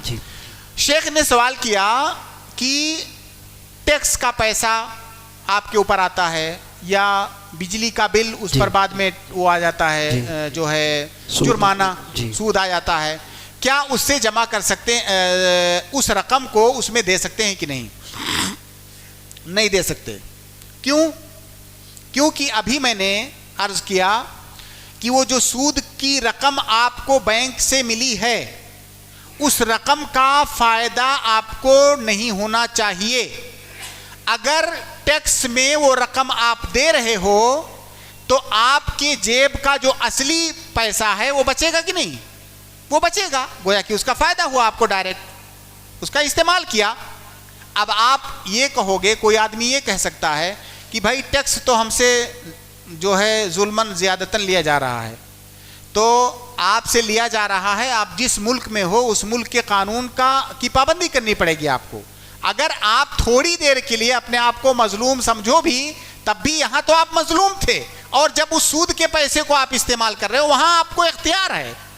ٹیکس دینا تو آپ کی مجبوری ہے، لیکن اس کو سود کے پیسے کو استعمال کرنا یا نہ کرنا یہ مجبوری نہیں ہے، وہاں پر آپ کو اختیار ہے. تو گویا کہ بالاختیار آپ سود کے پیسے سے فائدہ اٹھا رہے ہو، تو لہٰذا نہ تو اس کو ٹیکس میں دینا جائز ہے، نہ بجلی کے بل میں دینا جائز ہے، نہ بجلی کے بل پر جو اوپر سود آ جاتا ہے اس میں دینا جائز ہے، کہ کسی بھی ایسی جگہ پر دینا جائز نہیں ہے جس کا فائدہ آپ کی جیب کو ہو. واضح؟ بارک اللہ فیکم. واضح ہے، مگر اب مسئلہ یہ ہے کہ ہم کو بجلی کے بل میں جو سود ہی تو دینا پڑ رہا ہے. جی، بجلی کے بل میں جو بجلی کے بل میں آپ سود دے رہے ہو، کیا آپ کو یہ اختیار ہے کہ آپ چاہو تو دو، چاہو تو نہ دو؟ نہیں اختیار، نہیں اختیار ہے. گویا کہ آپ مجبور ہیں، مجبر اور مضطر ہیں. جی. لیکن یہ جو سود کا پیسہ ہے جی جو آپ کے بینک سے آیا ہے، کیا اس کو کھانے پر مجبور ہیں آپ؟ جی نہیں. اس سے فائدہ اٹھانے پر مجبور ہیں؟ جی نہیں. جی. جب آپ ایک جگہ پر آپ مجبور ہیں جی تو وہاں پر آپ کو دینا ہی دینا ہے. یہاں پر آپ مجبور نہیں ہیں کہ آپ اس سے فائدہ اٹھائیں. جی. تو اس کا فائدہ، سود کا فائدہ آپ کو نہیں پہنچنا چاہیے بحالت اختیار. بات بارک اللہ فیکم واضح ہے، مگر پھر بھی اشکال یہی ہے کہ وہ جو ٹیکس ہے وہ اتنا زیادہ ہوتا ہے کہ بہت سی دفعہ اصل سے زائد جو جرمانہ لگتا ہے وہ بھی سود کی شکل میں لگتا ہے. دیکھیے، ایک قاعدہ آپ کو اور ذکر کرتا ہوں شیخ. حرام مال جو میرے آپ کے یا کسی کے پاس بھی آتا ہے، یا تو وہ مال حرام لذاتی ہی ہوتا ہے یا حرام لکسبی ہی ہوتا ہے. جی.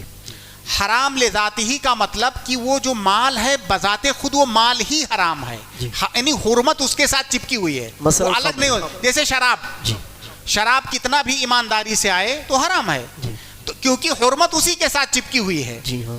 تو اگر کوئی ایسا مال ہے جو حرام لذاتی ہی ہے تو وہ کسی کے لیے بھی کھانا پینا جائز نہیں ہے، استعمال کرنا. ٹھیک ہے.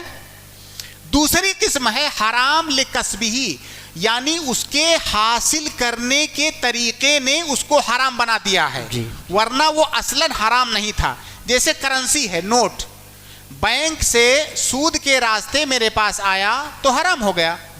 اگر سود کے راستے نہ آ کر کے کسی اور راستے سے وہی سیم نوٹ آپ کے پاس آیا ہوتا تو کیا وہ حرام ہوتا؟ نہیں ہوتا. اس کا مطلب وہ جو نوٹ ہے وہ حاصل کرنے کا جو طریقہ ہے اس نے اس کو حرام بنا دیا ہے.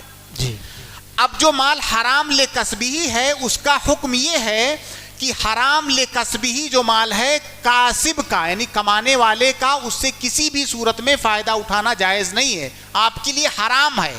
اس کا فائدہ آپ کو ڈائریکٹ نہیں پہنچنا چاہیے کسی بھی صورت میں.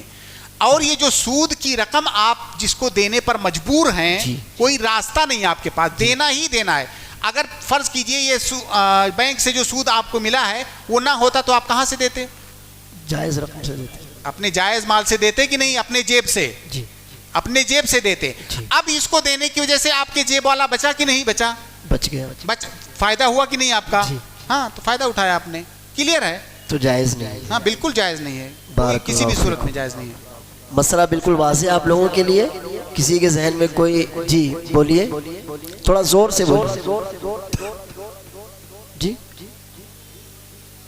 جی. زکوٰۃ واجب ہے عورتوں کے زیور میں، سونے چاندی کے زیور میں، ہر طرح کے زیور میں نہیں، صرف سونے. کیونکہ بہت سارے زیورات ہوتے ہیں جو سونے چاندی نہیں ہو، دوسری چیزیں ہوتی ہیں. بسا اوقات سونے چاندی سے بھی مہنگا ہو سکتا ہے، لیکن اس میں زکوٰۃ نہیں. جب سونے چاندی کا ہوگا تبھی زکوٰۃ ہے. جی ڈائمنڈ میں بھی زکوٰۃ نہیں ہے. اگر ڈائمنڈ تجارت کے لیے ہے تو زکوٰۃ ہے, اگر زیور پہننے کے لیے ہے تو زکوٰۃ نہیں ہے. بارک اللہ فیکم. جب زکوٰۃ کا مسئلہ آیا ہے تو زکوٰۃ کے تعلق سے ایک سوال یہاں پر ہے, وہ یہ کہ ہم سرکاری ملازم ہیں, ہماری تنخواہ میں سے پی ایف کی رقم کاٹی جاتی ہے, ہماری تنخواہ میں سے پی ایف کی رقم کاٹی جاتی ہے جو سرکار کے پاس جمع رہتی ہے. وہ رقم کافی مقدار میں جمع ہو گئی تو کیا ہم اس میں زکوٰۃ دیں گے, مگر یہ واضح رہے کہ ہم ابھی اس رقم سے فائدہ نہیں اٹھا سکتے؟ اس سے پہلے سوال یہ بنتا ہے کہ پی ایف میں جو رقم کاٹی جاتی ہے جی کیا اس رقم کا کاٹنا جائز ہے کہ نہیں. دیکھیے ہم جو ملک کا نظام ہے اس کی گفتگو نہیں کر رہے ہیں, ہم شریعت کا جو اصل حکم ہے اس کی بات کر رہے ہیں. اور ظاہر ہے ہم جہاں پر جس ملک میں ہیں ہماری شریعت ہمیں یہ حکم دیتی ہے کہ آپ جس بھی ملک میں ہو اس ملک کے نظام کے حساب سے آپ کو چلنا ہے جب تک وہ کتاب و سنت سے نہ ٹکرائے. جی. تو پی ایف کی جو رقم کاٹی جاتی ہے وہ ہماری اصل تنخواہ سے کاٹی جاتی ہے. جی ہاں.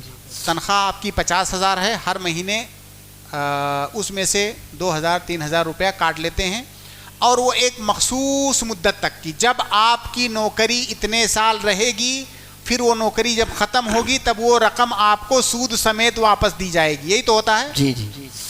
اب پی ایف کی رقم جو اگر آپ کی مرضی سے کاٹی جا رہی ہے وہ رقم, تب تو کوئی مسئلہ نہیں ہے, کیونکہ میری مرضی ہے, میں بطور امانت گویا کہ اس کو جمع کر رہا ہوں تاکہ اکٹھا مجھے ملے. لیکن اگر آپ کی مرضی کے خلاف زبردستی کاٹی جا رہی ہے تو آپ کے ساتھ زیادتی ہے, کیونکہ جب آپ نے مزدوری کر لیا اب مزدوری کے آپ مستحق ٹھہرے, اب آپ کو پورا ملنا چاہیے, اس میں سے کچھ کم نہیں ملنا چاہیے. لیکن اگر آپ کی مرضی سے کاٹی جا رہی ہے تو کوئی مسئلہ نہیں ہے. ٹھیک ہے. اب وہ رقم جو پی ایف کی کاٹی جا رہی ہے وہ اکٹھا ہو کر کے بعد میں اس پر سود ملے گا. مان لیجئے آپ کی 30 سالہ نوکری میں 50 لاکھ روپیہ پی ایف کا بنا, اصلی جو آپ کا اصلی مال ہے 50 لاکھ ہے, لیکن اس 50 لاکھ پہ 10-5 لاکھ روپیہ سود بھی بن رہا ہے. تو وہ جو 10-5 لاکھ روپیہ سود بن رہا ہے وہ جائز نہیں ہے. جی. آپ کو معلوم ہونا چاہیے, اور معلوم ہوتا ہے سب کو, کہ اس پوری مدت میں میری تنخواہ سے کتنی رقم کٹی ہے, صرف اتنی رقم آپ کے لیے لینا جائز ہے. جو اس سے زائد رقم ہے وہ سود ہے جو کہ جائز نہیں ہے.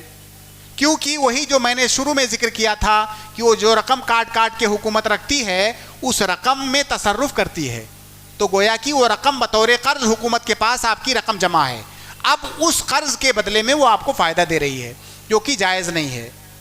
کلیئر ہے شیخ؟ بارک اللہ. آپ نے زکوٰۃ کا بھی سوال اسی میں پوچھا کہ وہ جو پی ایف کی رقم ہے جو کہ آپ کو مان لیجیے ابھی 10 سال بعد ملے گی, اور مجھے پتا ہے کہ وہ میری رقم 50 لاکھ ہو چکی ہے جو کہ 10 سال بعد ملے گی, کیا اس میں زکوٰۃ دینا ابھی سے زکوٰۃ دینا واجب ہے کہ نہیں؟ نہیں, کیونکہ زکوٰۃ واجب ہونے کے لیے کسی مال کی ملکیت کا مستقر ہونا ضروری ہے. ملکیت عامہ, مکمل ملکیت میں آنا مال کا ضروری ہے, اور وہ مال ابھی آپ کی ملکیت میں نہیں آیا ہے. کیا آپ چاہو کہ کل ہی وہ مال نکال لو تو نکال سکتے ہو؟ آپ نہیں نکال سکتے. تو جو مال آپ اپنی مرضی سے نہیں نکال سکتے وہ آپ اس کے مالک کبھی کہاں ہوئے, گویا کہ آپ کی ملکیت ناقص ہے. دوسری بات یہ کہ اس کو پانے کے لیے بہت سارے شروط ہوتے ہیں, اتنی سال نوکری ہوگی, یہ شرائط, وہ سارے شرائط پر جب آپ پورا اتریں گے تب پھر وہ چیز آپ کو ملے گی. تو اس کی ملکیت مکمل طور سے ناقص ہے, اور جس چیز پر آپ کی ملکیت ناقص ہے اس میں زکوٰۃ واجب نہیں ہے. جب وہ پی ایف کی رقم آپ کو مل جائے گی اس کے بعد پھر آپ اس میں زکوٰۃ دیں گے. بارک اللہ فیک. اللہ بارک فیک. ڈاکٹر صاحب, خواتین کی طرف سے کچھ سوالات آئے ہوئے ہیں تو میں چاہوں گا کہ بہنوں کے سوالات کے آپ جواب دینے کی زحمت کریں. ایک ہماری بہن لکھتی ہیں, السلام علیکم. وعلیکم السلام ورحمۃ اللہ وبرکاتہ. میرا قرض ایک آدمی نے لیا لیکن واپس نہ کر سکا جو بہت زیادہ ہے. میرا پیسہ حق اور حلال محنت کا پیسہ ہے, 3 لاکھ روپیہ ہے, چھوڑ نہیں سکتے, اور جس نے قرض لیا تھا اس کے پاس واپس قرض کی ادائیگی کی کوئی صورت نہیں ہے. ایسی صورت میں ایک تیسرا شخص ہے وہ قرض دار کی سود کی مدد سے مدد کر سکتا ہے, کہ وہ قرضدار اس سے سود کا پیسہ لے اور میرا قرض ادا کرے، تو کیا اس طرح اپنا قرض میں دیا گیا پیسہ لینا میرے لیے جائز ہوگا؟ دیکھیے وہ جو قرضدار ہے جو کہ مفلس ہو گیا ہے، اب اس کے پاس استطاعت نہیں ہے، اب وہ فقیر کے اور محتاج کے درجے میں آ رہا ہے، تو اس آدمی کے لیے سود کی رقم لینا جائز ہے۔ اب وہ سود کی رقم لے لے گا، اس کو قرض میں جا کے ادا کرے یا کہیں اور خرچ کر دے، یہ اس کی مرضی۔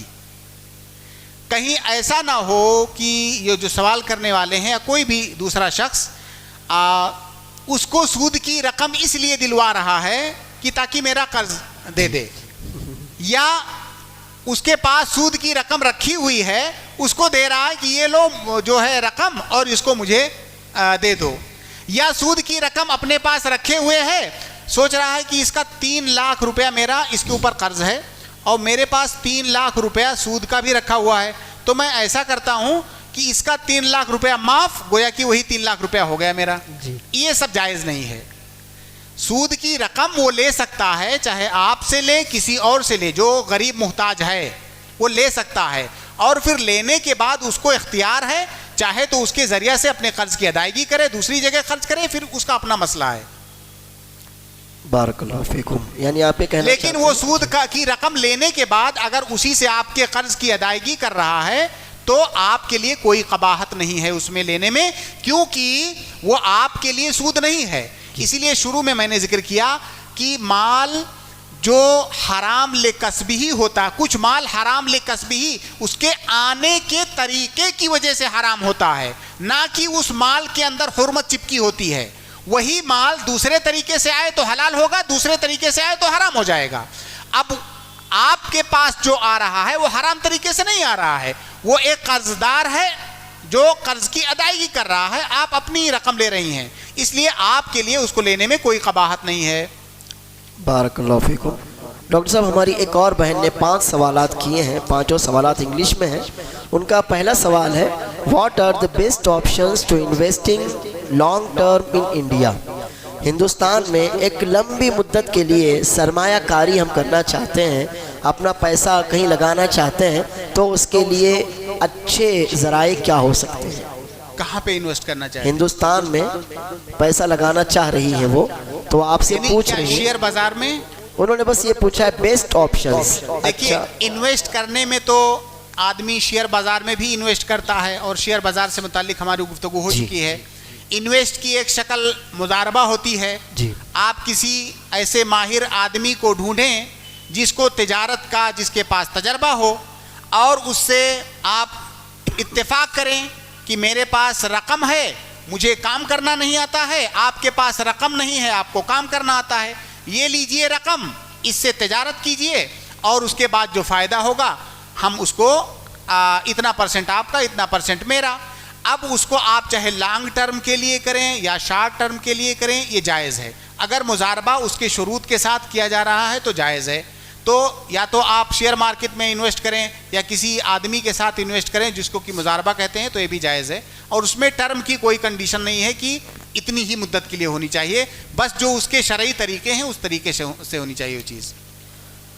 مضاربہ مطلب یہ ہے کہ پارٹنرشپ میں ہم کوئی کام کریں، ہم پیسہ لگائیں، آپ محنت کریں، ایک آدمی کا پیسہ دوسرے کی محنت، اس کو مضاربہ بولتے ہیں۔ بارک اللہ فیکم۔ ایک طرف سے پیسہ، دوسری طرف سے محنت، جو نفع ہوگا حسب اتفاق اس کو بانٹ لیں گے۔ اور ڈاکٹر صاحب یہ بتا چکے ہیں کہ اس میں اگر نقصان ہوا تو جو صاحب مال تھا وہ اس کے پیسے اوپر کا جائے گا، نقصان وہ برداشت کرے گا۔ جی بارک اللہ فیکم۔ ڈاکٹر صاحب وہ دوسرا سوال پوچھتی ہیں وچ از بیٹر انڈیویجول ٹریڈنگ اور حلال میوچول فنڈز؟ بہتر کیا ہوگا؟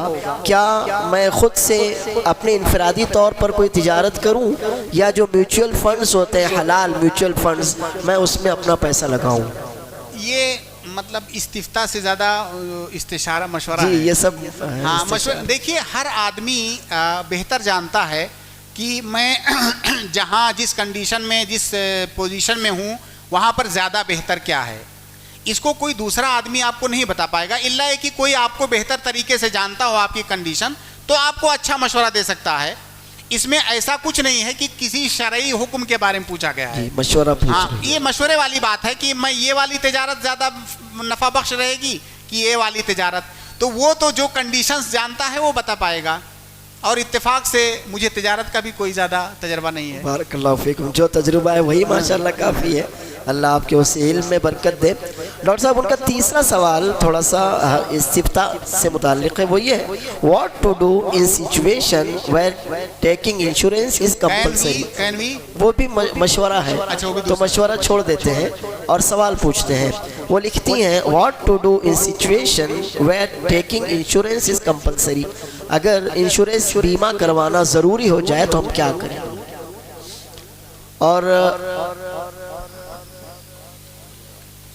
اور میں چاہوں گا کہ ڈاکٹر صاحب آپ جو سوال آیا ہے بیمہ انشورنس سے متعلق, اس پر ڈاکٹر صاحب اگر تفصیل سے جواب دیں کہ بیمہ کیا ہے, اس کی شرعی حیثیت کیا ہے, اور وہ ہمارے ملک میں کن حالات میں کروایا جا سکتا ہے. بارک اللہ فیکم. دیکھیے, بیمہ یا انشورنس جس کو کہ عربی میں تامین بولتے ہیں, تامین, اس کی پہلے شکل آپ جان لیں. اس میں ہوتا کیا, میرے خیال سے اکثر لوگوں کو پتا ہوگا, پھر بھی میں وضاحت کے لیے اس کو ریپیٹ کرتا ہوں. اس کی شکل یہ ہوتی ہے کہ کوئی کمپنی ہوتی ہے اور وہ آپ کے بزنس کا یا آپ کی زندگی کا یا آپ کی صحت کا, آپ کے دکان کا, مکان کا انشورنس کرتی ہے. ہوتا یہ ہے آپ کو ہر مہینے, ہر 6 مہینے پہ, جیسا بھی اتفاق ہو دونوں کے درمیان, آپ کو ایک مخصوص رقم اس کمپنی کو جمع کرنا ہے. اگر لائف انشورنس ہے, ہر طرح الگ الگ انشورنس میں الگ الگ کنڈیشن ہوتی ہیں, لیکن من جملہ من حیث الکل یہی ہوتا ہے. آپ کے ساتھ کوئی حادثہ ہو گیا, آپ کی وفات ہو گئی, تو آپ کو اتنی رقم دی جائے گی. یہ لائف انشورنس میں ہوتا ہے. اگر کسی ہیلتھ انشورنس ہے تو آپ ہر مہینے, ہر 6 مہینے یا اتنے مدت پر اتنی رقم جمع کرتے رہیں کنٹینیو. اگر آپ بیمار ہو گئے تو آپ کے لیے آپ کو اتنا پیسہ علاج کے لیے دیا جائے گا. دکان کا انشورنس کراتے ہیں, آپ ایسے رقم جمع کرتے رہیے ہر مہینے, آپ کے ساتھ کوئی حادثہ ہو گیا تو آپ کو اتنی رقم انشورنس کمپنی کی طرف سے دی جائے گی. عمومی طور سے یہ انشورنس کی شکل ہوتی ہے. شریعت میں اس کا کیا حکم ہے؟ شریعت میں اس کا حکم یہ ہے کہ یہ جائز نہیں ہے, اور اس کے جائز نہ ہونے کے کئی اسباب ہیں, یا دوسرے لفظوں میں ہم یہ کہیں کہ اس کے اندر کئی خرابیاں اور کئی قباحتیں ہیں. پہلی خرابی, اس کے اندر قمار اور میسر ہے, جس کو ہم اپنی زبان میں جوا بولتے ہیں. جوا کیسے ہے آپ پوچھیں گے, اس میں جوا کیسے ہے؟ جوا کہتے کس کو ہیں؟ جوا کہتے ہیں کسی معاملے کے اندر داخل ہونا اس طرح سے کہ یا تو میں فائدہ اٹھا کر نکلوں گا یا ممکن ہے نقصان اٹھا کر کے نکلوں. دونوں کا احتمال ہے, فائدہ بھی ہو سکتا ہے, نقصان بھی ہو سکتا ہے. ایسے معاملے میں داخل ہو رہا ہوں. کسی کی دماغ میں خرید و فروخت نہیں آنی چاہیے. خرید و فروخت وہاں پہ آپ کچھ لیتے ہیں, یہاں کچھ لے نہیں رہے ہیں. کسی معاملے کے اندر داخل ہونا جس سے آپ فائدہ اٹھا کر بھی نکل سکتے ہیں, احتمال ہے کہ آپ گھاٹا اٹھا کر کے نکلیں, اس کو قمار کہتے ہیں, یعنی جوا. اب انشورنس میں دیکھیے کیا ہوتا ہے. آپ نے انشورنس کرایا, ہیلتھ کا انشورنس, آپ ہر مہینے ایک محدود رقم جمع کر رہے ہیں. کیا آپ کو پتا ہے کہ آپ بیمار ہوں گے؟ نہیں پتا ہے. یا آپ بیمار ہوں گے تو آپ کی بیماری میں کتنی رقم لگے گی آپ کو پتا ہے؟ نہیں پتا ہے. ہو سکتا ہے آپ کبھی بیمار ہی نہ ہوں, تو جتنی رقم آپ نے جمع کی تھی لالچ میں کہ مجھے زیادہ ملے گا, وہ کچھ بھی نہیں ملے گا, صفر ہو جائے گا آپ کا, زیرو. یا ہو سکتا ہے ابھی تک آپ نے جمع کیا ہے جو 10,000 تک ہی پہنچے ہیں جمع کرتے کرتے, اچانک آپ بیمار ہوئے, آپ کو 10 لاکھ روپے علاج میں لگ گیا, تو یہاں آپ کا فائدہ ہوا. پہلے میں آپ کا نقصان ہوا، احتمال دونوں کا ہے کہ نہیں؟ ہاں احتمال دونوں کا ہے. آپ جو ہے دکان کا انشورنس کرائے کہ اگر آگ لگ گئی تو میں دکان انشورنس کمپنی اتنا لاکھ روپے دے گی. الحمدللہ اللہ قدر اللہ ایسا کسی کے ساتھ نہ ہو، اللہ نے آپ کو محفوظ رکھا، کبھی آپ کے ساتھ وہ حادثہ ہوا ہی نہیں. جتنی رقم آپ نے جمع کی تھی کوئی فائدہ ہوا اس کا؟ آپ کو کوئی فائدہ نہیں ہوا. یا آگ لگ گئی، آپ کا نقصان زیادہ ہوا اور رقم کم مل رہی ہے، یہ رقم بہت بڑی مل رہی ہے. یعنی کئی سارے احتمالات موجود ہیں، اور جس چیز میں اس طرح کے احتمالات موجود ہیں اسی کو جوا کہا جاتا ہے. تو گویا کہ اس کے اندر جوا ہوا، کوئی چیز شیور نہیں ہے. اور ایک بات، یہ تو شرعی حکم کی بات ہے، آپ عرض واقع پر حقیقت حال کا آپ جائزہ لیجئے کہ انشورنس میں کتنے لوگ ہیں جن کو فائدہ ہوتا ہے. ہاں میرے خیال سے کوئی یہاں ایسا نہیں ہوگا جس کے پاس گاڑی نہ ہو، کم سے کم بائک تو ہوگی ہی، اور بائک کا انشورنس کرانا ضروری ہے. یہاں پہ کتنے لوگوں نے اس انشورنس کا فائدہ اٹھایا؟ میں نے تو بائک خریدا تھا، پتہ نہیں 5 یا 10 ہزار لگا تھا، ابھی تک مجھے 1 روپے کا فائدہ نہیں ہوا ہے. اس لیے کہ الحمدللہ اللہ کا احسان ہے کہ کہیں کوئی حادثہ نہیں ہوا میرے ساتھ، ہے نا. کیا مجھے کچھ فائدہ ملا اس کا؟ کچھ نہیں کسی کو نہیں ملتا ہے.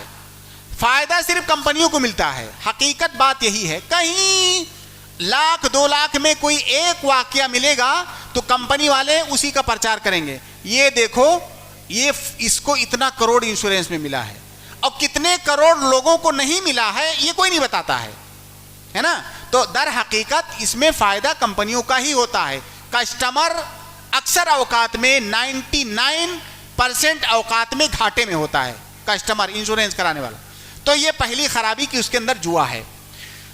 دوسری خرابی یہ ہے کہ اس کے اندر سود بھی ہے، ربا الفضل.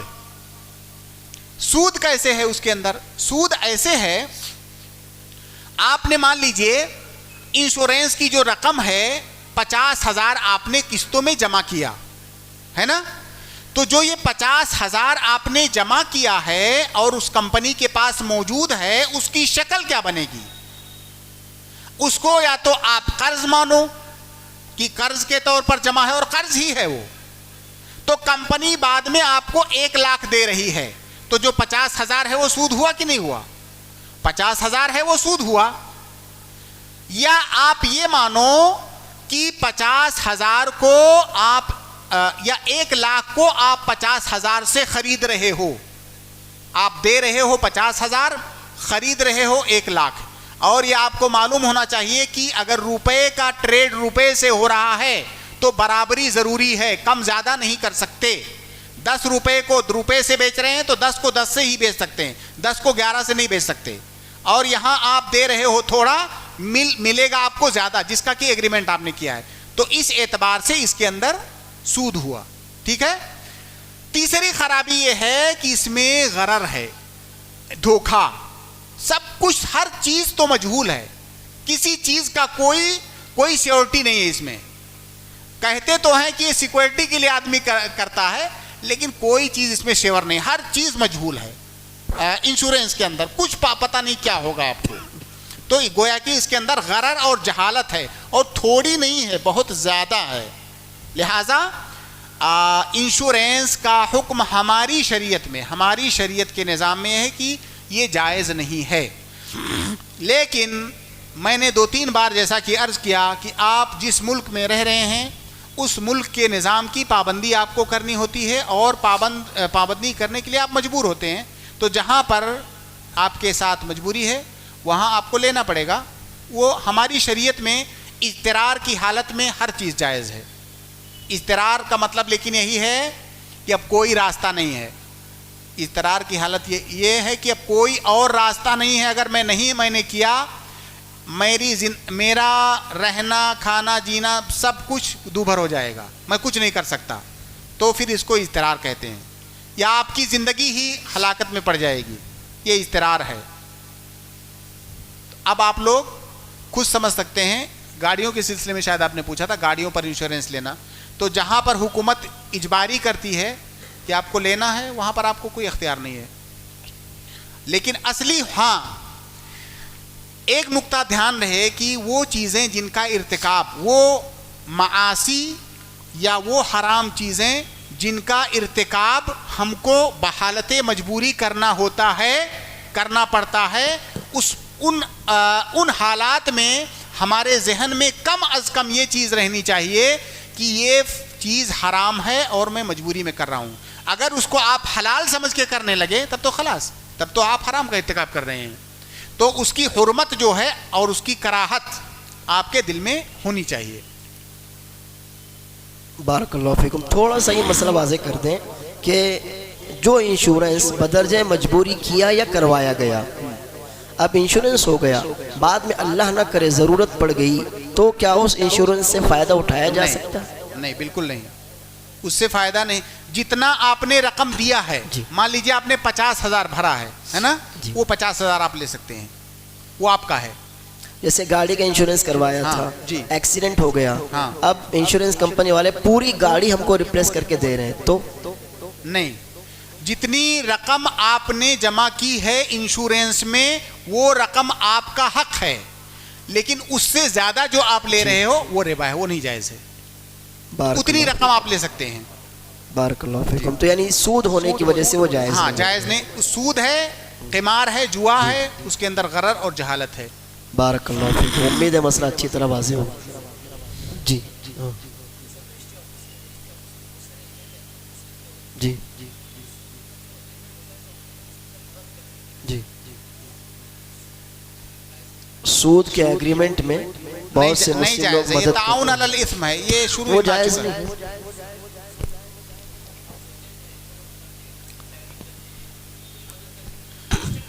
دیکھیے حدیث اللہ کے نبی صلی اللہ علیہ وسلم لعن اللہ آکل الربا وموکلہ وکاتبہ وشاہدہ، کہ اللہ تعالیٰ کی لعنت ہو سود کھانے والے پر، سود کھلانے والے پر، لکھا پڑھی کرنے والے پر، جو گواہ بنتے ہیں ان پر. بارک اللہ. پانی دیجیے. جی کچھ پوچھ رہے ہیں آپ؟ جی آپ شاید کافی تاخیر سے آئے. الحمدللہ ان مسائل پر ڈاکٹر صاحب جوابات دے چکے ہیں، تو میں چاہوں گا کہ آپ انشاءاللہ بعد میں ریکارڈنگ ضرور سن لیجئے گا. اللہ آپ کے علم میں اضافہ کرے. ڈاکٹر صاحب ہمارے پاس ابھی 2 سوال ہیں، دونوں ہی حرام کمائی سے متعلق ہیں. پہلا حرام کمائی سے متعلق ہے. پہلا سوال یہ ہے کہ 7 لوگ ہیں جو قربانی کے جانور میں شریک ہوئے، جن میں سے 3 کی کمائی حرام ہے، بقیہ 4 کی حلال ہے. اب جانور تو انہوں نے قربان کیا اپنے اپنے حصے کے اعتبار سے، تو کیا جن کی کمائی حلال ہے ان کی قربانی قبول ہوگی یا پھر کسی کی بھی قربانی قبول نہیں ہوگی چونکہ جانور ایک ہی ہے؟ ایک ہی قربانی میں 7 لوگ شریک ہیں، 3 لوگوں کی حرام کی کمائی ہے، 4 کی حلال کی ہے. تو جن کی کمائی حلال کی ہے ان کی قربانی مقبول ہے، جن کی حرام کی ہے ان کی قربانی مقبول نہیں ہے. لیکن اس حرام والے کا اثر اس حلال والے پر نہیں ہوگا، ان کی قربانی مقبول ہے، کیونکہ اس میں 7 حصے ہیں اور ہر حصے کا مستقل حکم ہے.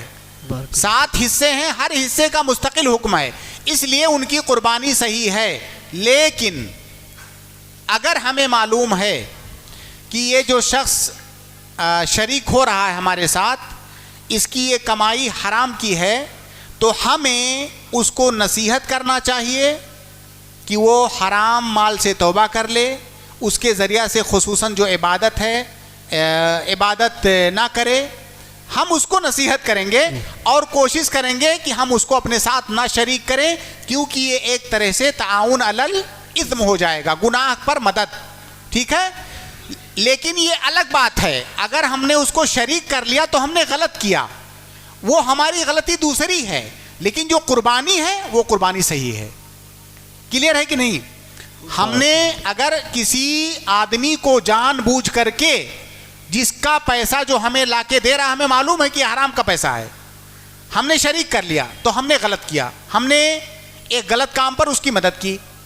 لیکن یہ ایک مسئلہ ہوا. دوسرا مسئلہ، کیا ہماری قربانی جبکہ ہمارا پیسہ حلال کا ہماری صحیح ہوگی کہ نہیں؟ ہماری قربانی صحیح ہوگی، اس کا قربانی سے کوئی تعلق نہیں ہے. ہم نے اس کی مدد کی، وہ الگ غلط کام ہے، لیکن ہماری قربانی وہ دوسری چیز ہے، قربانی ہو گئی. بارک اللہ فیکم. مسئلہ واضح ہے. ڈاکٹر صاحب اسی سے متعلق ایک سوال یہ ہے کہ ایک شخص کی کمائی حرام کی اور ہمیں معلوم ہے کہ اس کی کمائی حرام کی، اب وہ ہمیں دعوت دیتا ہے یا ہمارے یہاں کچھ ہدیہ بھجواتا ہے، تو کیا ہمارے لیے اس کی دعوت یا اس کے ہدیے کو قبول کرنا جائز ہوگا؟ دیکھیے میرے خیال سے ایسا انسان شاید آپ کو نہ ملے کہ جس کی ساری کمائی 100% حرام ہو، کہ اس کے پاس جو کچھ ہے سب حرام ہے، کچھ بھی حلال نہیں ہے، ایسا کوئی نہیں ملے گا. اب اگر اس کا کچھ مال حرام بھی ہے حلال بھی ہے، اس میں مختلط ہے، حرام بھی ہے حلال بھی ہے، دونوں طرح کا مال ہے، آپ کو وہ دعوت، اور ظاہر ہے اکثر ایسے ہی لوگ ہیں، جیسا کہ میں نے عرض کیا کہ ایسا آدمی شاید ڈھونڈنے سے نہ ملے جس کا الف سے یا تک سب کچھ حرام ہے، ایسا بہت مشکل ہے. تو اگر اس کے مال میں حرام بھی ہے حلال بھی ہے تو آپ اس کی دعوت قبول کر سکتے ہیں. کیوں؟ اللہ کے نبی صلی اللہ علیہ وسلم یہودیوں سے آپ نے ہدیہ قبول کیا، کیا یہودیوں کی کمائی میں ان کے مال میں حرام مال تھا کہ نہیں؟ وہ سود کا کاروبار کرتے تھے اور بہت سارے حرام چیزوں میں ملوث تھے، گویا کہ ان کے مال میں حرام اور حلال دونوں تھا، اور اللہ کے نبی صلی اللہ علیہ وسلم نے کفار سے ہدیہ قبول کیا. تو جس کے مال میں حرام اور حلال دونوں کی آمیزش ہو اس سے ہدیہ بھی قبول کر سکتے ہیں، آپ اس کے ہاں دعوت بھی کھا سکتے ہیں. ٹھیک ہے، یہ ایک بات. دوسری بات، اگر آپ کو معلوم ہے کہ وہ جو مجھے کھلانے جا رہا ہے وہ مال حرام ہے، حرام پیسے سے اس کو خرید کر کے لایا ہے، آپ کو پکا معلوم ہے کہ وہی پیسہ جس سے خریدا ہے یہ کھانا وہ پیسہ حرام کا تھا. اب اس حرام کی دو صورتیں ہو سکتی ہیں، یا تو وہ حرام جو ہے آپ کو معلوم ہے کہ فلاں آدمی سے اس نے غصب کر کے لایا ہے، اس پر زیادتی کر کے لایا ہے، فلاں آدمی کا حق ہے، اب آپ کے لیے جائز نہیں ہے کہ آپ اس کو کھائیں کیونکہ وہ دوسرے کا حق ہے، آپ اس کو کہیے کہ اس کو دے. لیکن آپ کو معلوم ہے کہ وہ غصب کر کے نہیں لایا ہے، کسی اور حرام، جیسے مان لو کوئی کاروبار ہے اس میں اس نے حرام شراب بیچا ہے نا، تو وہ تو مال کسی خاص آدمی کا نہیں ہے لیکن پھر بھی وہ حرام ہے. تو اب وہ جو حرام ہے وہ اس آدمی جس نے کمایا ہے اس کے لیے تو حرام ہے، جو قاعدہ میں نے شروع میں ذکر کیا کہ کمانے والے کے لیے وہ مال حرام ہے، لیکن اگر وہ کسی اور کو دے تو اس کے لیے حرام نہیں ہے. لغیر الکاسب وہ حرام نہیں ہے، تو آپ اس کو بھی کھا سکتے ہیں. خلاصہ یہ زیادہ کنفیوز نہ ہو جائیں تفصیل میں کہ اگر آپ کو معلوم ہے کہ فلاں شخص جو تجارت کر رہا ہے اس کے ہاں اس کے گھر میں حرام کا مال بھی آتا ہے حلال بھی آتا ہے، تو وہ آپ کو دعوت دے رہا ہے تو اس کی دعوت آپ قبول کر سکتے ہیں، اس کو کھا سکتے ہیں. یہ الگ بات ہے کہ آپ کے اوپر ایک اور بھی چیز واجب ہے کہ اس کو نصیحت کریں، اس کو باز رکھنے کی کوشش کریں اس کام سے. اور بسا اوقات اگر آپ کو لگ رہا ہے کہ میں اس کی دعوت اگر میں نے ٹھکرا دیا تو شاید اس کو تکلیف ہوگی اور شاید اسے افسوس ہوگا اور شاید یہ حرام کام کرنا چھوڑ دے گا، اگر آپ کو ایسا لگتا ہے تو مصلحتاً آپ مت قبول کیجئے، اس کے ساتھ یہ ایکسپریمنٹ کیجئے.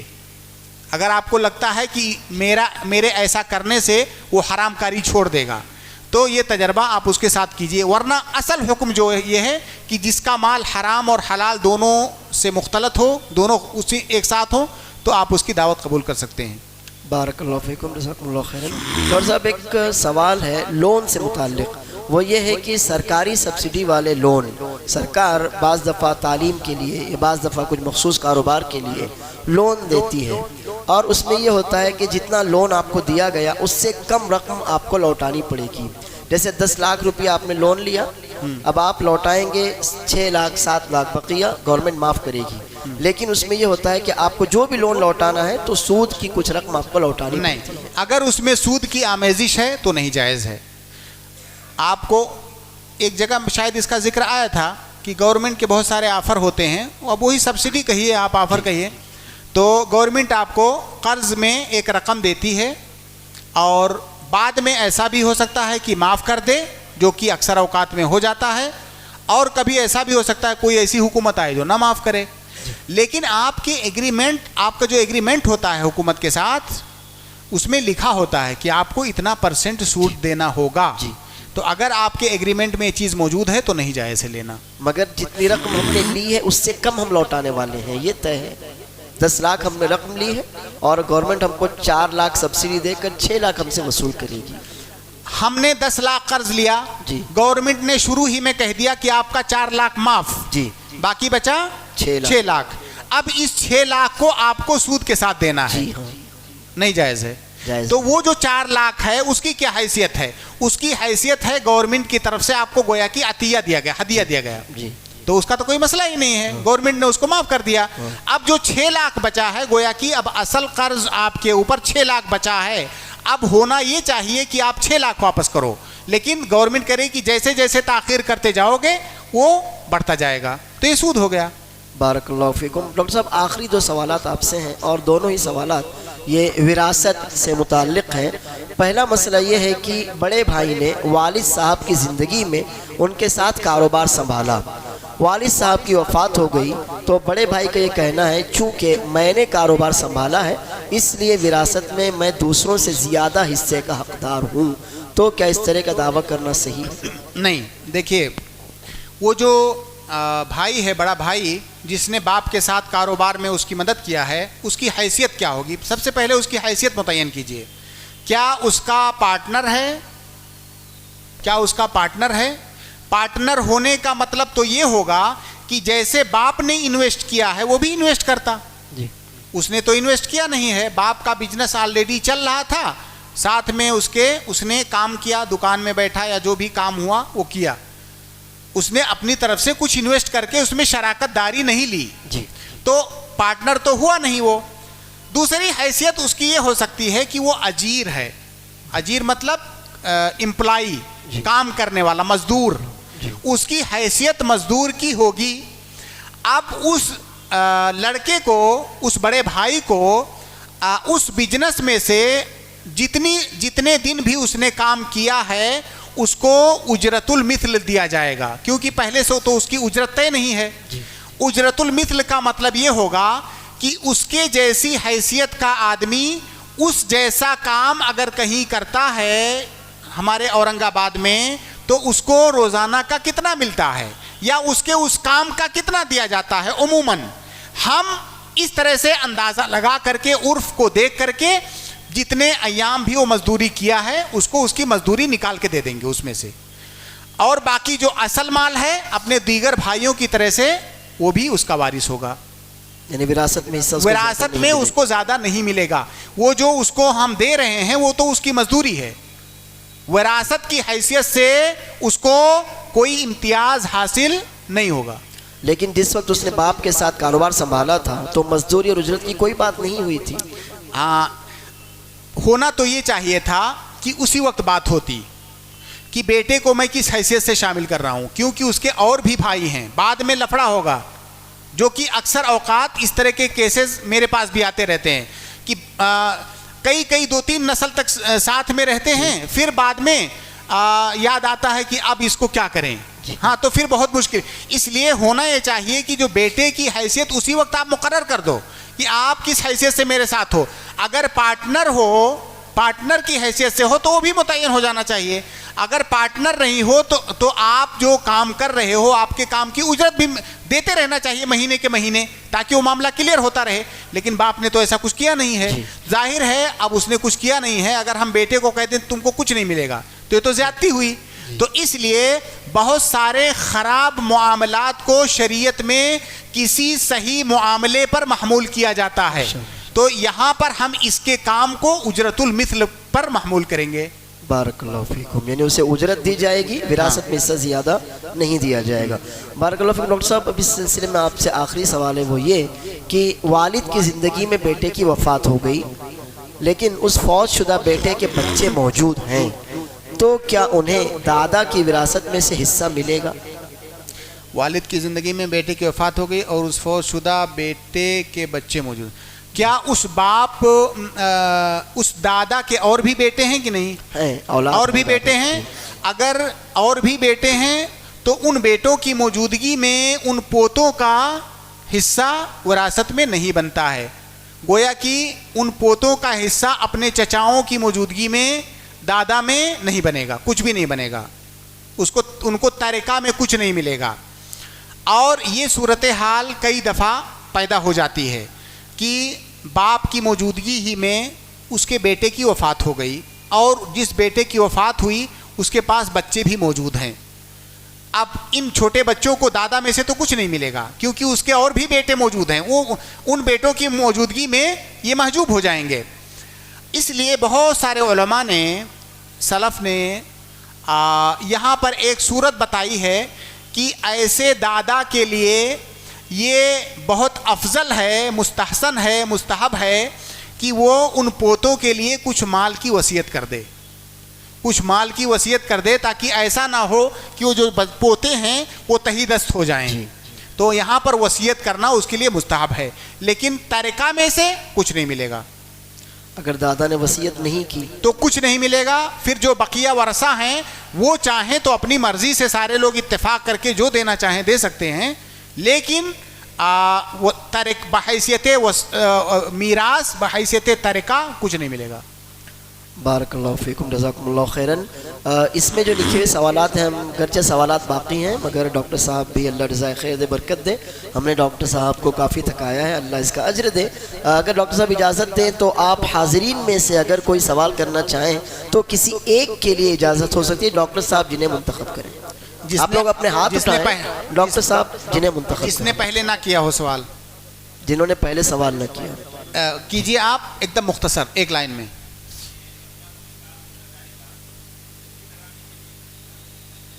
نہیں دے سکتے، وہ رشوت ہے.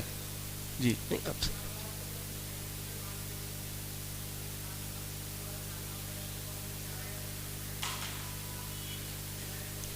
آپ تجارت کرتے ہیں، مال پہنچاتے ہیں دکان میں، ہے نا، ادھار مال دیتے ہیں. نہیں دیکھیے، یہ چائے وغیرہ جو معمولی چیزیں ہیں ان کا کوئی اعتبار نہیں ہے، بالکل نہیں. اور دیکھیے سود مطلب ہر چیز میں سود نہیں ہوتا ہے. آپ دکاندار کو کیا بیچتے ہیں؟ جیسے ہارڈ ویئر کا سامان دیتے ہیں اور اس کے مقابلے میں آپ کو پیسہ دیتا ہے. ہارڈ ویئر اور پیسے کے درمیان تماثل ضروری نہیں ہے کہ جتنا دو اتنا ہی لو، کتنا بھی کر سکتے ہیں. تو اگر اس چائے کو اس کی قیمت میں بھی شمار کر لیں تب بھی کوئی مسئلہ نہیں ہے، کوئی حرج نہیں ہے. ہاں، اگر سودی بینک ہے تو اس کے اندر کوئی بھی کام کرنا درست نہیں ہے، اگر سودی بینک ہے تو. جی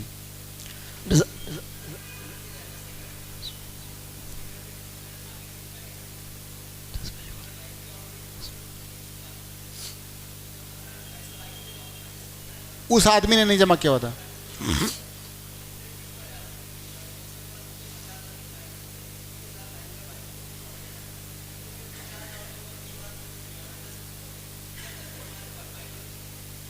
جائز ہے، اس لیے کہ بائک ایسی چیز ہے جس کو آپ ادھار خرید سکتے ہو. آپ بائک کو ادھار خرید سکتے ہو. پیسہ آپ نے آج دے دیا، بائک آپ کو بعد میں ہینڈ اوور کرے گا. وہ کوئی مدت مقرر کر دیا آپ نے تو بیچ سکتے ہیں، خرید سکتے ہیں، اس طرح سے کوئی حرج نہیں. جو صاحب اس سے سوال ایسا ہے اصل میں وہ یہ کہ ایک آدمی نے فائنانس پر بائک اٹھائی تھی، بینک سے لون لے کر اس نے بائک خریدی تھی. اب اس کے بعد یہ ہوا کہ وہ قسطیں ادا کرنے سے عاجز آ گیا. تو وہ ہم سے یہ کہتا ہے کہ یہ بائک کل اتنے رقم میں نے خریدی تھی، اتنی قسطیں میں بھر چکا ہوں، آپ جو میں بھر چکا ہوں اتنا مجھے دیجئے اور جو میرا باقی ہے آپ اتنا بینک کو جمع کیجئے. آپ جا کر کے بھریے. ہاں، اس میں سود وغیرہ بھی ہوگا؟ پورا ویسا ہی ہے معاملہ. نہیں، اگر سود والے معاملے میں کہیں پر مدد آ رہی ہے، تعاون آ رہا ہے تو نہیں جائز ہے. آپ ایسے بولیے نا کہ وہ سود والی رقم ہے. جی سوال پورا کیے. بینک سے جو بھی لین دین ہوتا ہے گاڑیاں خریدنے کا خاص طور پر وہ پورا سود والا ہوتا ہے. تو اگر آپ نے اس کو معاملہ کیا تو آپ کے لیے بھی جائز نہیں. پھر آپ نے ایک گاڑی وغیرہ خریدی اور اس کے بعد کسی اور کو بیچے جبکہ ابھی آپ بھی پورے مالک نہیں ہیں اس کے. اصل میں جو فائننس پہ لیتے ہیں اس کے پورے مالک نہیں ہوتے ہیں. جب تک کہ رقم بھریں گے نہیں تب جب تک پوری قسطیں نہیں ختم ہوں گی آپ مالک نہیں ہوں گے. جی. یہ بھی مسئلہ ہے یہاں پہ.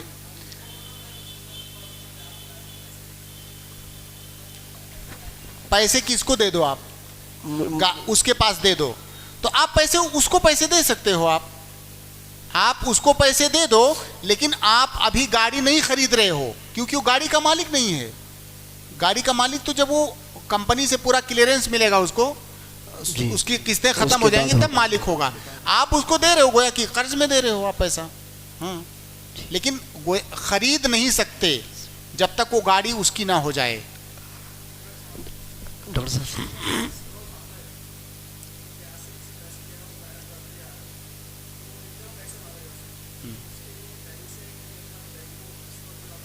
کیوں لیا تھا وہ بیاج پہ؟ نہ تو پہلا والا جائز ہے تھا نہ دوسرا والا جائز ہے. جی, ایسے کئی سارے لوگ ہوتے ہیں میرے پاس مسائل آتے ہیں. شیخ کہتے ہیں میں نے سود پہ قرض لے لیا تھا, میں نے لون اٹھایا ہوا تھا, اب میرے اوپر اتنا چڑھ گیا ہے, کیا اب میں سود کی رقم لے کر کے اس کو بھر سکتا ہوں؟ جی جی. آپ پہلے لیے کیوں تھے؟ جی, اس نے بینک سے لون اٹھایا تھا, بیاج پہ پیسہ لیا.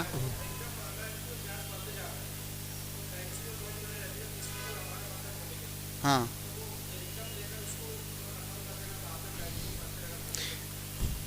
بینک کو بھی تو بھرنا ہی پڑے گا اس کو. مطلب ادھر زیادہ ہے گویا کہ وہ دو پہلی بات تو وہ کسی آدمی سے قرض حسنہ ڈھونڈے. سماج میں بہت سارے لوگ ایسے ہوں گے, ان سے قرض حسنہ ڈھونڈے. قرض حسنہ مطلب بغیر سود والا قرض. قرض حسنہ ڈھونڈے اور جلدی سے جا کر کے اس آدمی کا قرض بھر دے اور پھر ادھر چکاتا رہے. اگر آپ ان سے کہیں کہ ہاں جائیے بینک سے لیے, فوراً جائیں گے. جی جی, وہی تو پہلے جا کے ڈھونڈیے پورے شہر میں جتنے لوگوں سے جان پہچان ہے. جب کوئی راستہ نہ بچے تب دیکھیں گے کہ دو نقصان ہے, دونوں میں سے جو چھوٹا نقصان ہے اس کو اٹھا لیجئے. بارک اللہ فیکم ڈاکٹر صاحب. جزاک